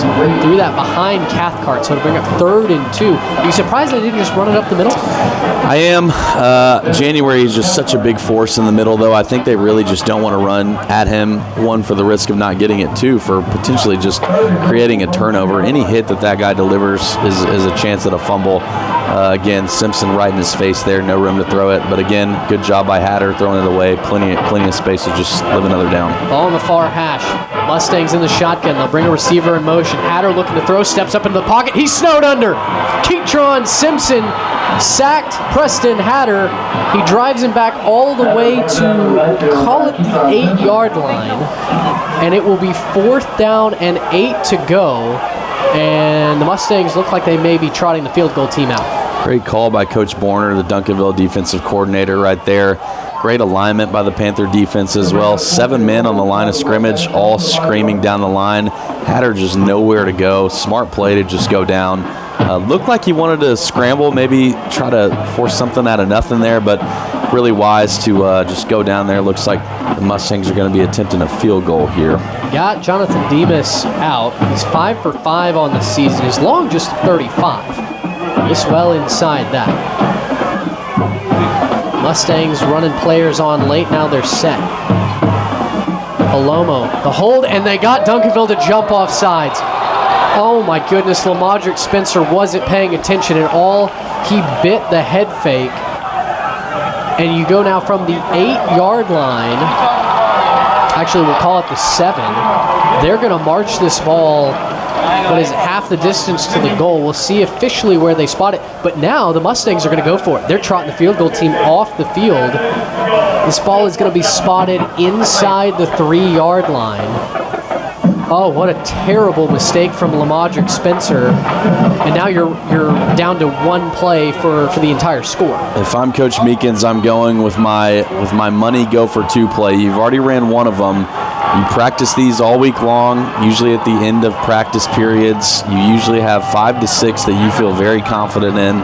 This is about how far away it is. Do not be surprised if you see something that the Mustangs feel confident in running. Shotgun formation. Adkins to the left. Play fake. Hatter up the middle. Didn't get it. Stopped at the 2. He fumbled the football. Duncanville's going to hold on. Hatter was so close to getting to the goal line, but he got his feet chopped out from under him. It was Alex January and Vernon Grant who took the quarterback off his feet. I'm not sure if they officially ruled it a fumble or if they're just saying that Hatter was down at the 4-yard line. He got past the 4, so I'm assuming they're going to call this a fumble recovery. Either way, Duncanville stones the Mustangs inside their own 5-yard line. That's huge. What a defensive stand for Duncanville. Great play call by the Mustangs, just perfectly sniffed out by Grant. I mean, just screamed over the left tackle. with a beautiful swim move right there. Hatter had nowhere to go. Almost looked like he tried to extend the ball, would have been well short. We still don't know whether that was ruled a fumble or not, but nonetheless, a stop for the Duncanville Panthers. Huge play. Shotgun snap, Russell out of his own end zone. He'll hand off Cade Durham up the middle, ran over a man, crosses the 10-yard line, and then bullies his way to the 14. Boy, Cade Durham, what a fierce run. You go all the way back to the season opener where Keelan Russell took his first varsity snap from the 1-yard line, backed up in his own goal line. He handed it off to Cade Russell, who went 99 yards. Now, obviously didn't just tote that for a touchdown, but the same physicality that Durham ran backed up in the season opener, he just ran with there. He moves the chains, and Duncanville has another first down. They'll snap the ball in the shotgun. Durham up the middle, broke a tackle just inside the 20-yard line, fumbled the football. Oh my goodness, he fumbled the football, and now they're going to rule him down. Cade Durham immediately looked to the line judge to plead to say that ball was, or his knee was down when the ball hit the turf. It's Xavier McCray and Demarion Stamps who made the tackle, and it will remain with Duncanville. A brief moment of panic there on the field for everybody in white. My goodness, we got a player down for the Mustangs right now. If we don't get the luxury of instant replay in high school football, but man, was that close. Duncanville is counting their blessings right now. That was almost disaster, especially after a huge fourth down stop. Man, oh man, the momentum has just shifted back and forth probably 3 or 4 times this game. My goodness, what a sequence of events these last 5 minutes have brought us. They helped Jordan James back to his feet. Remember, he had the interception on the last Duncanville drive, so he'll be helped to the sidelines and checked out there, but he is off the field. Duncanville, lucky to live to play another down. 2nd and 5 with the ball on the 19 is what they have on the scoreboard. Boy, you talk about that first interception being detrimental to the cause. A fumble inside your own red zone could have been even worse, but we hang on for now. Shotgun formation. It's Russell who's the running back to Keelan Russell's right. One wide receiver to the top formation. Lontrell Turner coming in motion from the bottom. It's a pop pass. Lontrell Turner turns the corner, made him a couple-man miss. Now to the middle of the field, keeps his feet, crosses the 40-yard line, and they'll be tripped up at the 43. The nearest defender, I believe, was Bryson Balka coming from the backside of the play as the defensive lineman. Great concept there. It's a gain of 22. And Duncanville in business near midfield. Shotgun formation again, going with tempo. Handoff, Cade Durham up the middle, running over the right guard. Big Jeffrey Manns leading the charge. And Duncanville crosses their own 45 to the 47. And Lontrell Turner, we talk about how dynamic he is with the ball in his hands. Probably 5 or 6 stutter steps there, just ultimately ran out of gas. Credit to Bryson Balka for not giving up on that play. Almost Micah Parsons-esque, right? Wrong side of the field, never gives up, comes back to the middle, and potentially stops the touchdown. Huge play there, both sides. Extremely athletic edge rusher for this Mustangs team. They'll give it again to Cade Durham, coming to the near side, running over the left tackle, and that time snowed under. He might have gotten one. It's going to be 3rd and 5 coming up from the 48-yard line. And Duncanville, you wonder, they went for it on 4th down deep in their own territory. This certainly feels like, as long as you don't lose a bunch of yards, this might be 4 down territory as well. Absolutely. I think Coach Samples here likes what they have going. Going to ride the hot hand. Bringing a man in motion. They're going to throw a screen. Oh, this might get blown up. No! Corian Moore chopped down as he crossed midfield, and there's a very late flag. I think it might be a late hit. Potentially. We'll see. Both sides pointing at each other, how it always goes. Little extracurriculars there. Now I think it might be on the Duncanville side. I think this is going to be a block in the back, or maybe a crackback block on Lontrell Turner. He's got his hands to the sky like, I don't understand what I did. He's trying to show his coaching staff, I didn't put my hands on him. Yeah, that seems a little ticky-tack with me, especially with the way football's played now. If your hands are up in the air, it's pretty hard to crackback block somebody. I'm just as confused as you are. Turner, not the biggest guy in the world. I don't think he'd be the one to go at a defensive end's knees. I don't think that would end up well for him, but you're right, they're calling it. Call a personal foul, crackback block on Lontrell Turner. Turner doesn't know what he was supposed to do there. He keeps signaling, I had my hands up, I didn't touch him. but maybe now it's not four down territory. You had 3rd and 4. They didn't get the first down. They were going to be short anyway, but now with the penalty, it backs them up inside their own 35-yard line. We'll call it the 33 if you're squinting. Officially 3rd down and 20 yards to go.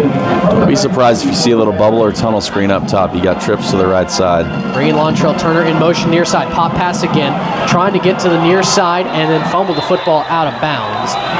He's only going to get 4 yards officially on this play. And Duncanville runs out of downs. They'll run the punt team on the field. Yeah, good set of downs right there for the Mustangs. Good stop, especially after being stuffed inside their own 2-yard line. Man, tough way still. That momentum is still lingering a little bit. Got a great opportunity here for one of your playmakers, Jean Palomo, to get the ball, potentially return it back in Duncanville territory. We'll see if the Mustangs come after this punt. They sure look like it. They've dropped back a couple times. They've got a couple guys in runner's stances right now. Duncanville, quick set, high snap. They are coming after the ball. DeCorey Moore barely gets that away. It's a high punt. Mustangs are screaming at everybody to get out of the way. It's a good bounce for Duncanville. It'll roll inside the 30-yard line down to the 29 of the Mustangs. And that's where Westfield will come out. Again, 7-point ball game in Austin, depending on who you read around the great state of Texas, whether it be Dave Campbell's or beat writers. Most people had Duncanville favored by anywhere from 12 to 31 points. Here we are, 2:42 left to go in the 3rd quarter. It's a 7-point ball game, and Spring Westfield has been on the doorstep of tying this ball game up a couple times here today. Absolutely. You know, Duncanville, a team that averages 58 points per game, only 21 so far in the late stages of the 3rd. Westfield's done a great job. First play from scrimmage, Hatter hands off, Atkins running over the left side, then he cut back. Tried to get anything going up the middle. I believe they're going to give him 4 yards, and that might have been a generous spot. Now Adkins is sat down on the turf. He's hurt and not able to get up right now. Could potentially be hurt. Could potentially be Lane Kiffin hurt. But I think he actually is banged up a little bit. Yeah, I think he is. I think he got rolled up on there by Alex January. We've talked about him at nauseum today. You know, 6'5", 300-pounder. I think he rolled up on his leg a little bit. Atkins seems to be okay. Getting stretched out. Looks like a little bit of a cramp. Yeah. Well, we'll step aside for just a moment, see if Atkins can get back up. 21-14, Duncanville leads Westfield with 2:24 left to go in the 3rd quarter. It's Duncanville Panthers football on Champion Sports Radio.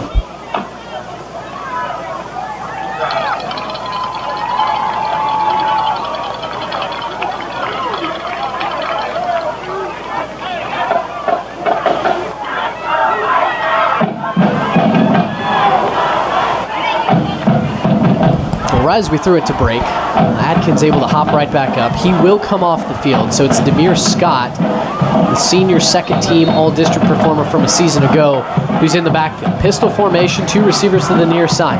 Hatter claps his hands. He's going to play fake. Pressure right up the middle. Alex January. Hatter's running for his life, and he runs into 55.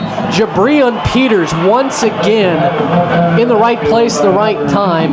He bullies the interior offensive line on a weekly basis, and he collects his 2nd tackle for loss today. So strong, so fast, 5'10", 280-pound senior, just continuing to make his mark on this Panther defense, whether it's shedding blocks, whether it's making tackles in the open field. Mr. Peters has been everywhere today and has been a staple of this Panther front. Inside 2 minutes left to go in the 3rd quarter. 3rd down and 11 from the Mustangs 28. In the middle of the hash is Hatter. Takes the snap, pressure coming off the edge. Going to throw a screen. It's over the head of Adkins and incomplete. It'll bring up 4th down and long. Duncanville's defense smothers the Mustangs here late in the 3rd. Coach Borner, defensive coordinator for the Panthers, just telling the defensive line and Colin Simmons, pin your ears back, go get Hatter. The screens have not been there all day long for the Mustangs. Linebackers have done a good job flowing over the top, making sure all their bases are covered, secondary staying on their man or in their zone. Turning into a little bit of a defensive slugfest, knock on wood. That's right. Maybe all the points being reserved for the 4th quarter. We'll see. We're a minute 32 away from there as Demas, pressure in his face, kicks a low line drive. My gosh, that would have been good as a pass. It's caught by Blewett. He's hit at midfield, and it'll be a rugby scrum right there at at the center stripe, so Duncanville probably has half the field to drive. Someone lost the lid. And the Panthers will trot the offense back on.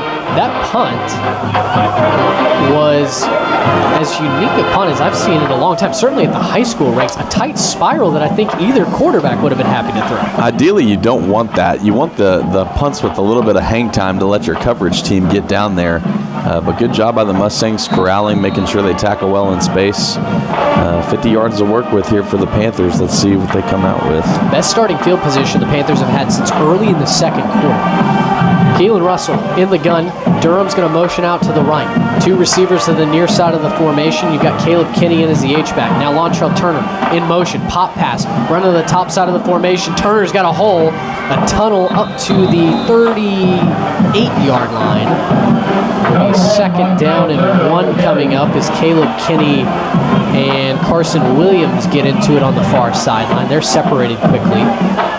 Duncanville right back on the ball. Seen a lot of outside zone stuff when they do go from the shotgun and it's handed off directly to the backs. I think that's the second or third pop pass we've seen on 2 or 3 consecutive drives. Running a lot outside. I think they're trying to stretch out these linebackers, make them go sideline to sideline. Hopefully fatigue for the Panthers sets in for the Mustangs. Durham on the carry, bouncing it around the right end. He's got the first down. Ridden out of bounds. Man, it is really tough to see these Westfield jerseys. We are way up in the press box on the 25-yard line with the gray clouds and the lights not extremely bright right now. Those red numbers on black jerseys are just tough to read up here. Yeah, again, another outside zone to Caden Durham. Again, stretching out these linebackers, making them run full 40s every play. Pop pass, and that's dropped, but it should be incomplete. That's exactly why you do the pop pass. They brought Lontrell Turner from the top side of the formation towards our near sideline, but again, instead of handing it off, you pop that pass up, and that way, if Turner doesn't hang on to it, it's a forward pass. Absolutely. The Westfield sideline's not going to like it, obviously, but that's an incomplete pass. We see it every week in the NFL. Super smart by Coach Samples to keep him in front right there. Of course, if it's not your team, the defense is always going to want to fumble, but that is incomplete all day long. 2nd and 10, ball on the 36. 24 seconds left in the quarter. This might be the final play. Cade Durham, handoff, going over the right guard. He's got room. Crosses the 20, the 15, the 10. Did he get in? He did. Touchdown, Caden Durham, his 4th of the day. What a block from Benjamin Whitfield. Again, the TCU commit is just leveling defenders, whether it's defensive ends or linebackers. All Caden Durham needs to do is get to the second level, and we've been saying goodnight to it as soon as he gets to that point. Man, what a run. What a response from Duncanville, obviously. Last play in the quarter, more than likely. Caden Durham, I think that's his 3rd touchdown of the day. 4th touchdown of the day. I stand corrected. What a day for the junior running back. High snap. Kick is barely good. Just snuck inside that right upright. 28-14. You ask for offense, I give you Caden Durham running over the right guard, and the Panthers double the lead. They lead by 14 here at the end of the 3rd quarter. It's Duncanville Panthers football on Champion Sports Radio. We'll continue in a moment.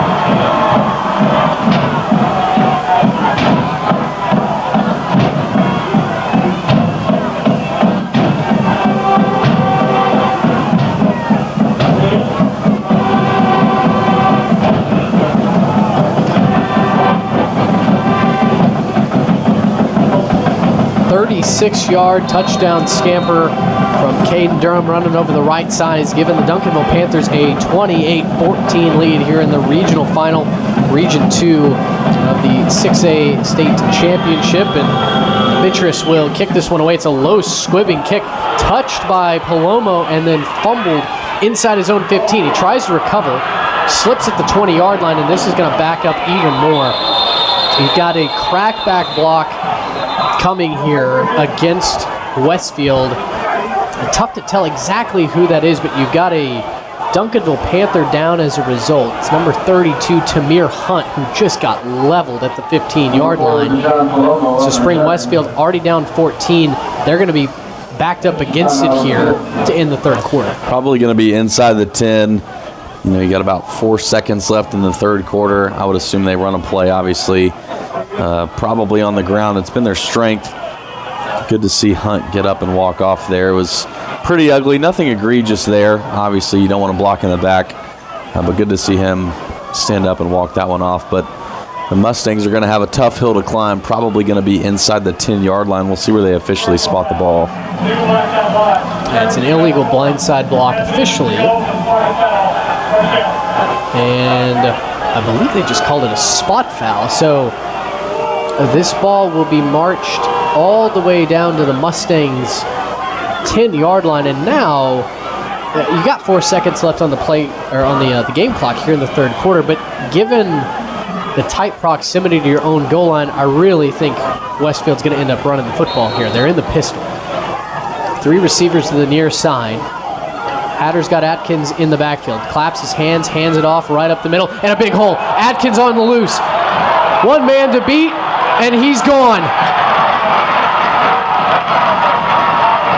Tajee Atkins just ran 90 yards untouched to end the third quarter, and we've got ourselves a ball game. Unbelievable outside zone. I don't know what Alex January and Jabrion Peters were doing. They essentially both went in the A gap, and obviously the blocks were set up to open up the B and the C gap.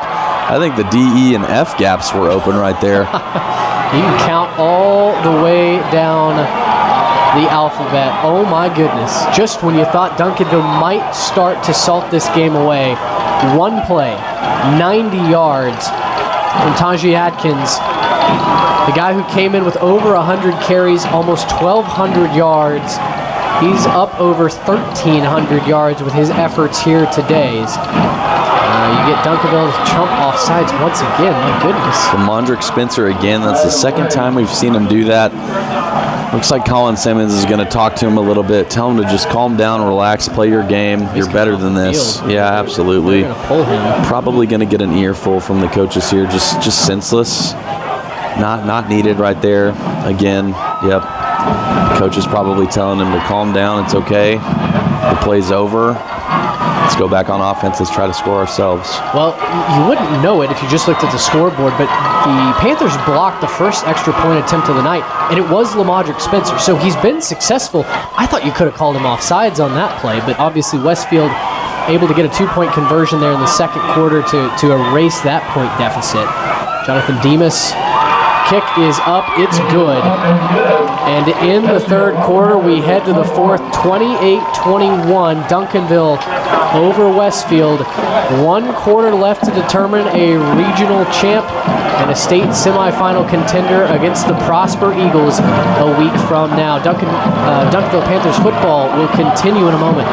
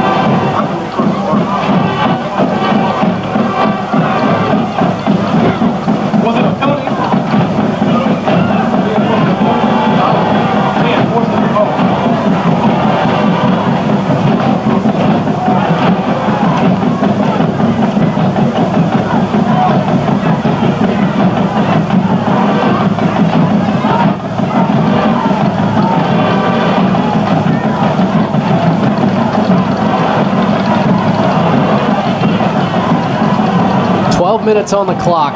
28-21, Duncanville leads Spring Westfield in the 6A Region 2 final. A date with the Prosper Eagles on the line. And Spring Westfield ready to kick it off. A one-play, 90-yard touchdown drive to cut the lead down to 7. As Jonathan Demas will kick it back to Duncanville, kicking into a slight breeze. Doesn't matter. Out the back of the end zone, and Duncanville will start at the 25-yard line. We told you we'd keep you up to date with scores around the state, and a couple of those games, Austin, that we were watching at the half have gone final. Yeah, Denton Geyer over South Lake Carroll, 45-21.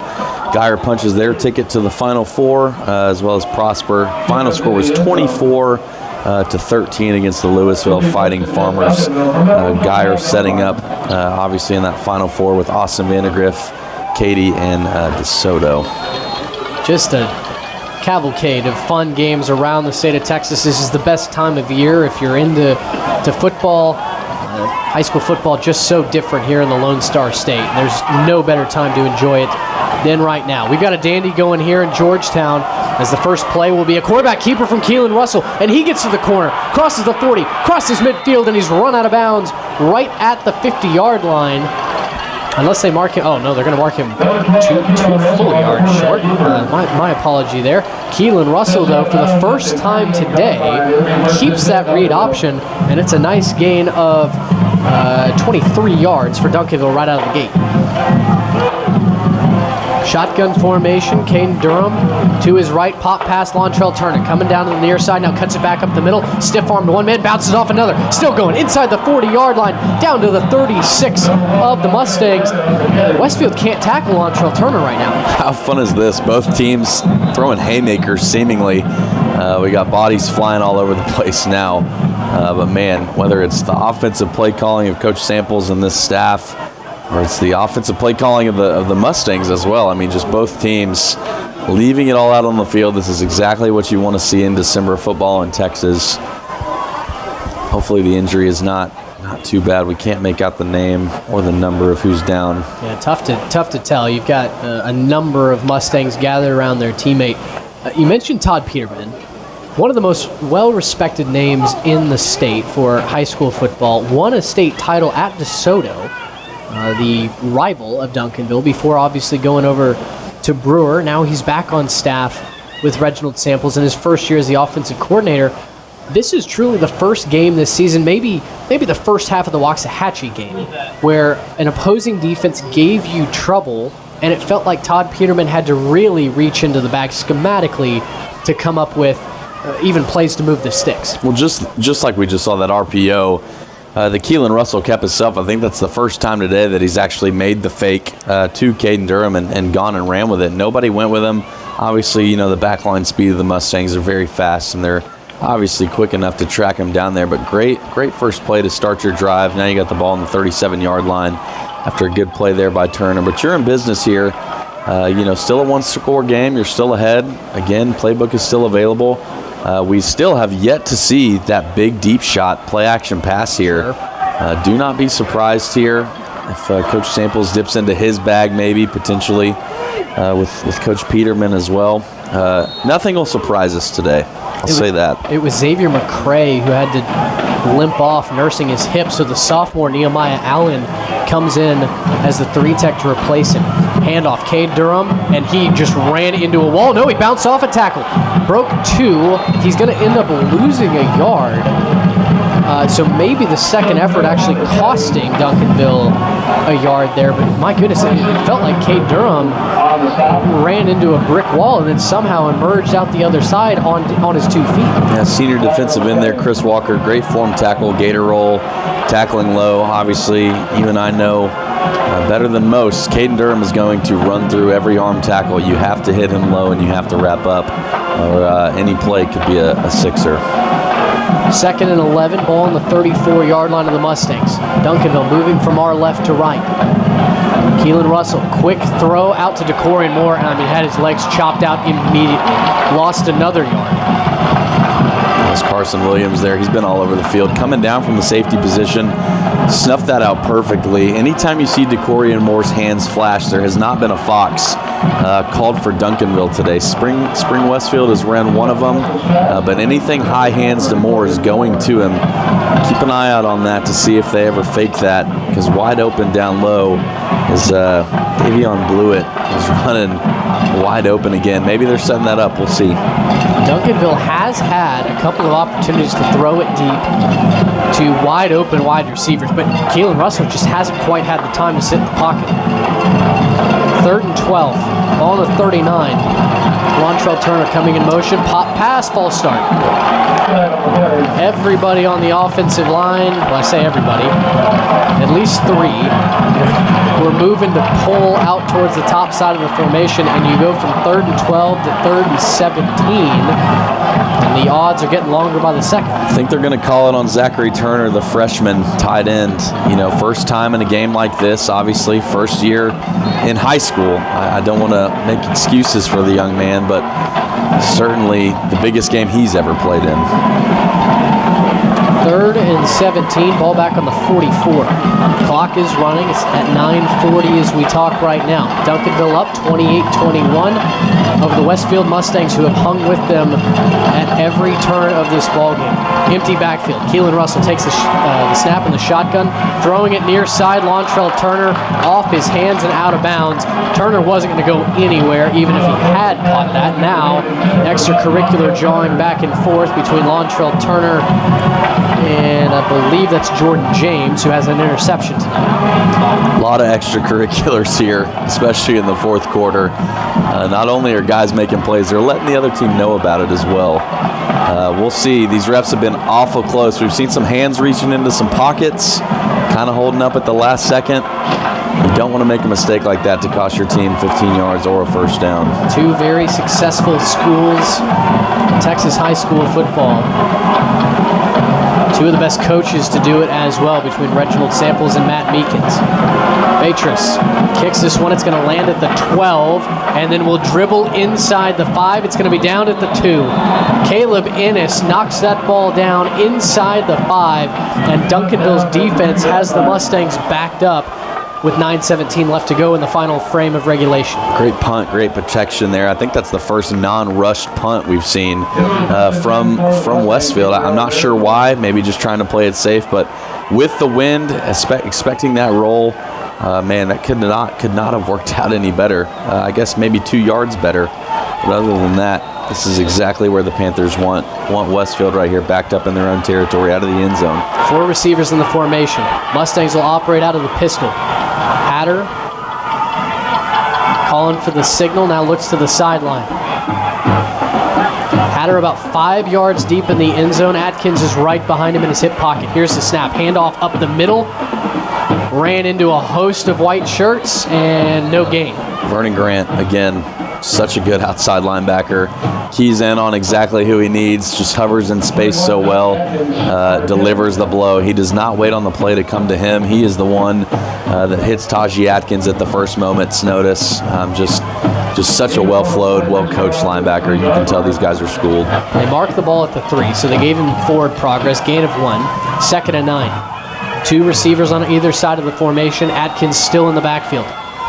Snap into the end zone, handoff. No, it's a keep. It's a run pass option thrown out to Palomo. He crosses the 15-yard line. It's a first down all the way up to the 17. A risky play call from the Mustangs, but it works to move the chains. We're starting to see these quarterbacks keep these RPOs, right? The receivers are right there in motion. Hatter could have kept that and ran with it, but pass it to your playmaker. Again, getting your playmakers the ball in space. 2 receivers on the top side of the formation. They've got a tight end as well in Chris Walker. And it's a keep, but Hatter's going nowhere. Oh my goodness, nearly fumbled the football. It's Colin Simmons, it's Ketron Simpson, and Jabrian Peters, who all combined in on that tackle. Hatter rolling to his right side. Remember, he's a left-handed quarterback. Had no easy way to throw that football to the top side of the formation. It's a sack, it's a loss of 7, and it will be 2nd and 17 from the 10-yard line. Right-handed quarterback probably gets that ball off, and we're having a lot different conversation, probably saying first down Mustangs. Shotgun formation, 3 receivers to the far side. Hatter kind of raises his palms looking for the play call. Claps his hands. Now he's going to look to pass. 3-step drop. Looking to go over the middle. Caught. Back to the original line of scrimmage and give him 4 extra yards. The ball will be spotted at the 21. It was Anthony Cathcart who made the catch. I haven't called his name in a little bit. Looks like up top is Austin Abram. Wide receiver was wide open, hands wide, almost screaming the ball be thrown. I don't know what happened on the back end of that coverage, Lamondrick Spencer, but man, another missed opportunity. Duncanville gonna rush 4, 3rd and 11. Hatter steps up, slings it down the middle of the field. It's caught by Palomo at the 45-yard line of Duncanville. Cadavian Dotson-Walker was in position, but Palomo just boxed him out. It's a massive gain for Westfield. It's a first down, and they cross into Duncanville territory with 7 minutes left. Going quickly, they'll hand off Adkins. Someone lost their hat, and Adkins stacked up. Give him 3. He crosses the 45. Down to the Duncanville 43-yard line. Maybe a net call of 4. They've got to run a backup offensive lineman onto the field now. Eric Guzman, a senior guard, has to come on to replace Patrick Ojenga, who lost his lid. Seeing some hands on hips right now from the Panthers defensively. Yes, you are. Base 4-3 set for the Panthers. Hatter takes a snap, going to run left, quarterback draw. Hit after the line of scrimmage and then blown up. And now, again, more extracurriculars. We've got bodies flopping all over the place. I believe that was Colin Simmons who delivered the first blow. It's a minimal gain, if any, and I think it's going to be 3rd and 6, 3rd and 7, depending on where they spot this. Cleaned up by Elijah Wilson right there, the Tulsa commit. Did a great job of going heel line down, not falling for the RPO, staying with the guy that has the football. Again, these linebackers extremely well coached. 3 receivers top side. Hatter dropping back to pass out of the shotgun. All kinds of time. Now it's running out. Sprinting towards the far sideline. Can he get to the first down marker? He can. Boy, what an effort to just outrun Nehemiah Borner, but there is a flag. Looking like it's going to be a personal foul on Cadavian Dotson-Walker. Just absolutely depleted Mustang receiver on the complete opposite end of the field. If this is what I think it is, it's going to be a 15-yard penalty in favor of the Mustangs. We'll see if they put it back, but just absolutely inexplicable. Cannot happen right there, especially at this point in the game. We'll see. We're conversing about it. Well, I believe he knocked Kelby Thomas's helmet off. So Thomas had to retrieve his bucket. Referee ready to make the call, standing at the 30-yard line, and this is going to be against Duncanville. Unbelievable. Just inexcusable. No need for it. Complete other side of the field. You had no effect on the play. Coach Samples is irate over there on the sidelines, and he has every reason to be. Penalties have cost the Panthers in the past. Coming into this game, just under 100 yards in penalties a game given up. You go back to last year's state title game against North Shore. A roughing the punter set up the Mustangs for their game-winning drive. That was the difference maker in that ball game. You hope penalties don't cost the Panthers here. They're up 7, 28-21, 5:45 left, but all the momentum with the Mustangs of Westfield. 2 receivers to the near side, 1 to the top. They've got a tight end and Chris Walker in the formation as well. Adkins moves from the right to left on the far hash. Hatter claps his hands, takes a snap. He's going to run. Draw over the right guard, close to the first down marker. They're going to give him 7. He crosses the 15 down to the 14-yard line. And they're inside the red zone. They can pick up 1 more first down. We're getting to the nitty-gritty now, almost inside 5 minutes. Still a 7-point ball game, obviously, for the Mustangs right here. It's imperative you get a touchdown. For the Panthers, it's imperative you get a stop. Going to the pistol formation. James Adams comes down to the near side. Lamondrick Spencer stays with Palomo. Tight end to the right. Hatter takes the snap. He's going to hand it off right up the middle. Adkins, big hole. He's blasted by Vernon Grant and company. Kadavian Dotson-Walker there as well. Ball down to the 7-yard line. It's a first down. It'll be first and goal for the Mustangs, who can tie it up with a score and the extra point. Running away from Colin Simmons again. They don't want to run anything to the left side. He's too much of a force. Pistol formation. Hatter. Hand off up the middle, and Adkins. Did he give it to Adkins? He did. Adkins was slung back. I think he lost 5 yards. No, they're gonna. Just kidding. They're gonna say that his forward momentum was stopped at the line of scrimmage. I don't understand how you market that. That is very generous right there. He was still fully up on his feet, full power, 5 yards behind the line of scrimmage. I don't know what they saw there.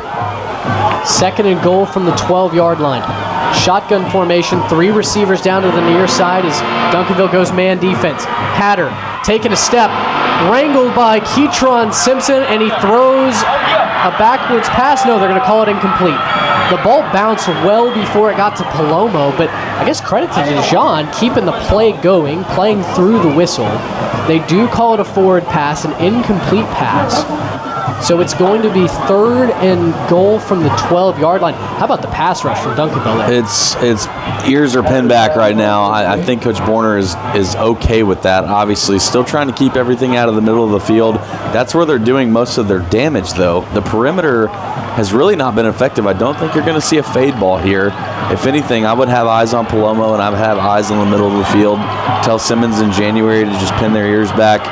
And that's been the key to success this afternoon for Duncanville. Huge play here. Third and goal from the 12. 3 receivers to the near side. Atkins is the running back to the left. And now we've got a delay of game called on Westfield. Hatter wasn't paying attention to the play clock just out the back of the end zone. He was adjusting the protection with his offensive line. And no timeout burned by Westfield. They have 2 of them left. Obviously, both could be critical here. You want to save those. But you've gone from third and goal at the 12 to now third and goal at the 17. And Austin, you need 7. Got to have 7 here. You would also think that Westfield's mindset here is to not necessarily score a touchdown here. Just make it 4th and goal, but from a manageable spot, preferably inside the 5. Same formation. 3 receivers to the near side. Atkins steps up as the H-back. They're going to roll Hatter to the near side. He's looking to run. Trying to get around the corner now. Slings it. It's caught at the 10-yard line by Dijon Palomo. I didn't even see him down here. Everybody else ran to the end zone. Palomo ran a hitch. And to your point, 4th and manageable. It's 4th and goal from the 10-yard line. I guess he did get out of bounds because the clock stopped at 3:49. Not necessarily ball game if you don't get this here, but a score would go a long way to keeping the Mustangs in this. Eyes on Palomo here, eyes on Atkins here. Those are the 2 playmakers they have. You're not going to get anything up top. I would bracket Palomo, make Hatter beat you with his arm here. Shotgun formation. Hatter takes the snap. Pressure coming up the middle. Jabrion Peters, throw to the end zone. Picked off! Kadavian Dotson-Walker takes a knee in the end zone, and Duncanville survives another drive. What did we say? Make him beat you with his arm. Pass rush was excellent right there by Alex January and Colin Simmons again. These guys just have the motors of unbelievable football players again. Hatter panicked, had nobody to throw it to. Don't blame him, have to throw it up somewhere. But again, make Hatter beat you with his arm.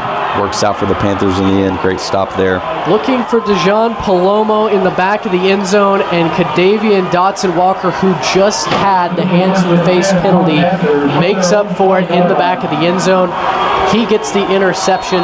It's just the 6th INT thrown this season by Hatter. It's the 2nd interception for Kadavian Dotson-Walker this season. And boy, what a time for it to come about. 3:39 left. Panthers clinging to a 7-point lead. Ball at the 20-yard line. Panthers will hand it off to Durham, and the play will be blown dead. It's a false start, so already Duncanville going the wrong direction, especially considering Cade Durham had all kinds of space coming to the near sideline. Again, self-inflicted wounds. Looks like the offensive line coach over there is just legitimately Surrender Cobra right now. Inexplicable this late in the game, this late in the season to have pre-snap penalties. something that's plagued Duncanville certainly through the beginning parts of the season. It felt like they had cleaned up a lot of that as they got late in the season and into the playoff run, but it has reared its ugly head once again here in the regional final. Snap to Russell, handoff Durham, running to the top side of the formation through the left guard spot. He crosses the 20-yard line to the 22, and then he's hog-tied. Will be 2nd and 8. If I'm Coach Samples here, if I'm Coach Peterman, I'm using all the remaining 30 seconds on this play clock. Right over 3 minutes and 10 seconds left in this ball game. Westfield with 2 timeouts. Keep the ball on the ground here. Clock ticking down inside 3 minutes. 15 seconds left on the play clock. They can continue to bleed it. Duncanville up 28-21. Only 2 timeouts remain for the Mustangs of Westfield. Their season's on the line. Russell takes the snap, hands off Durham, running left guard, puts his head down, crosses the 25, then he's blown up the 26. And now more extracurricular going on. Duncanville is pleading for a flag. I've got to say, after some of the flags that have been thrown on Duncanville for extracurriculars, I'm a little bit surprised there wasn't one thrown there. You're flirting with disaster if you do anything after the whistle this late in the game. Just not worth it, guys. It's just not worth it. Timeout called by Westfield. It's their 2nd of the half. They've got 1 more left. And now for the Mustangs, you got to have this stop. 3rd and 8. Ball's on the 22-yard line. The first down is at the 30. 2 minutes, 43 seconds remaining. And I give credit to Westfield. I mean, they have fought, they have clawed tooth and nail to compete with Duncanville. They've given them, the Panthers, arguably the best team in the state, their biggest challenge to date. And arguably it comes down to one play here on, well, I guess they've moved up the ball.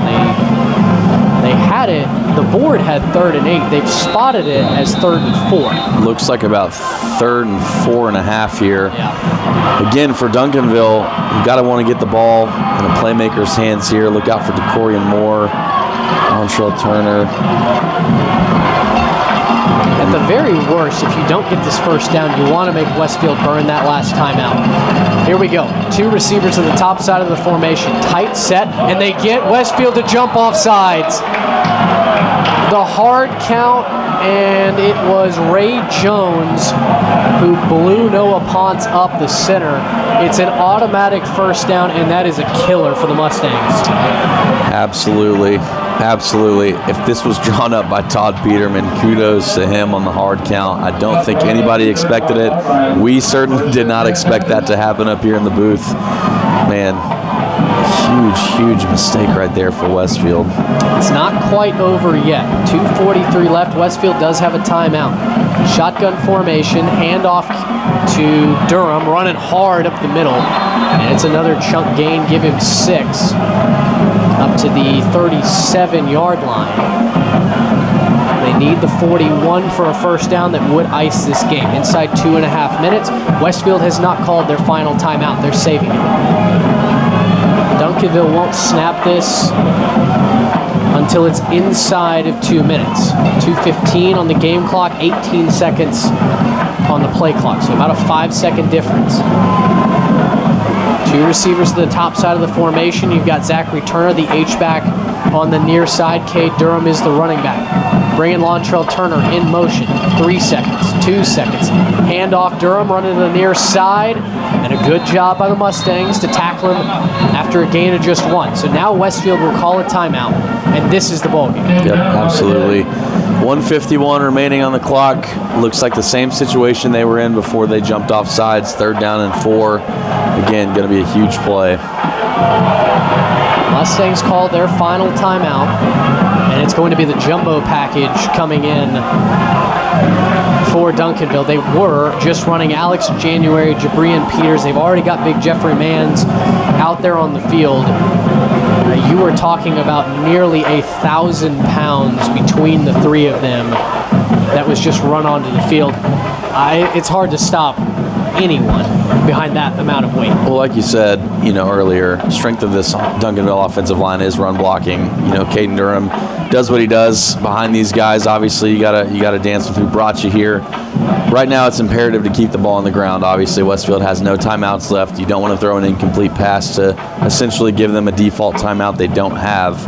Look for Coach Peterman to draw up something, again, in a playmaker's hands, but more than likely the play here is to keep the ball on the ground, keep that clock moving.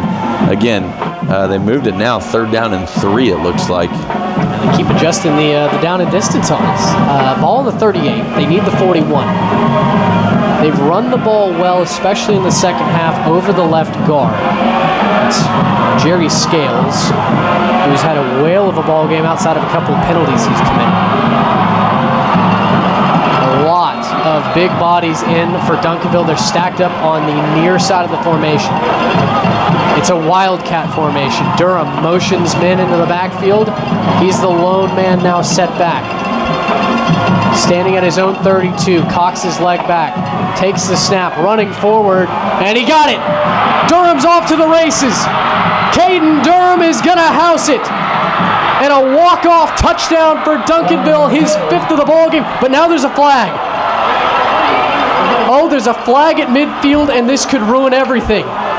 You've got multiple Duncanville players missing their helmets. You've got Westfield Mustangs signaling that this is on Duncanville. You've got a Mustang who's down at the 32. It is utter chaos on the field right now. Senior running back Caleb Kinney's helmet's off. He's pleading with Duncanville coaches, almost as if he's the guilty party. He has no idea what he should have done or could have done differently. We have no idea. We have no idea where this could go. And you've got the head referee, the umpire, and a third, the back judge, are all discussing at the 45-yard line right now, near, we'll call this 10 yards past the line of scrimmage. This is the ball game. I mean, you just had the icing on the cake, the walk-off touchdown. It would have been Durham's 5th score of the ball game, all 5 rushing. And again, to talk about the play, again, it was Benjamin Whitfield. We'll see if we get the call here really quick. Here's the head referee.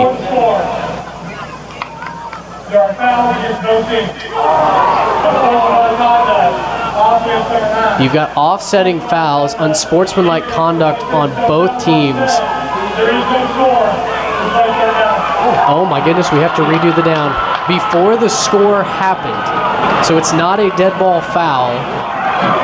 They're offsetting personal foul penalties, so you take some seconds off the clock, 1:40 left, but it's another play for Westfield to try and get this ball back. And again, Austin, Duncanville has shot themselves in the foot time and time again.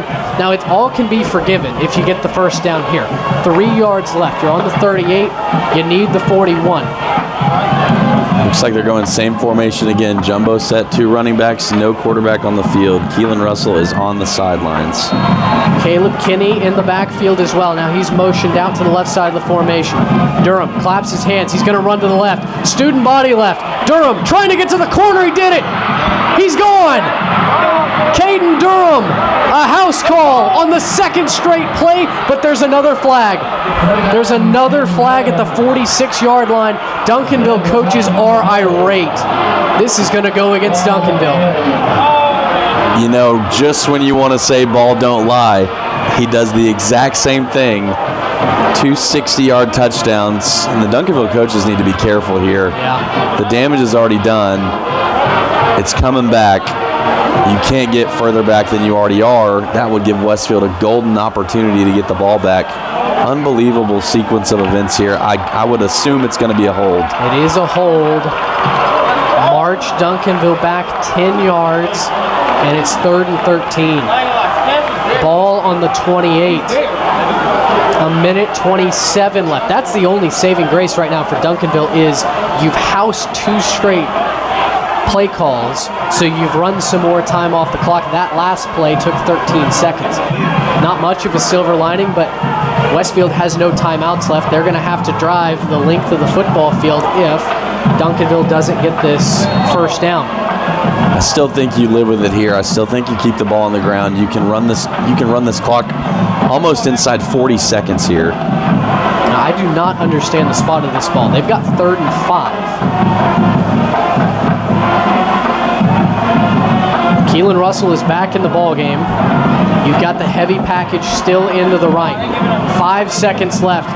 Handoff. No, Keelan Russell keeps it, and this one should do it.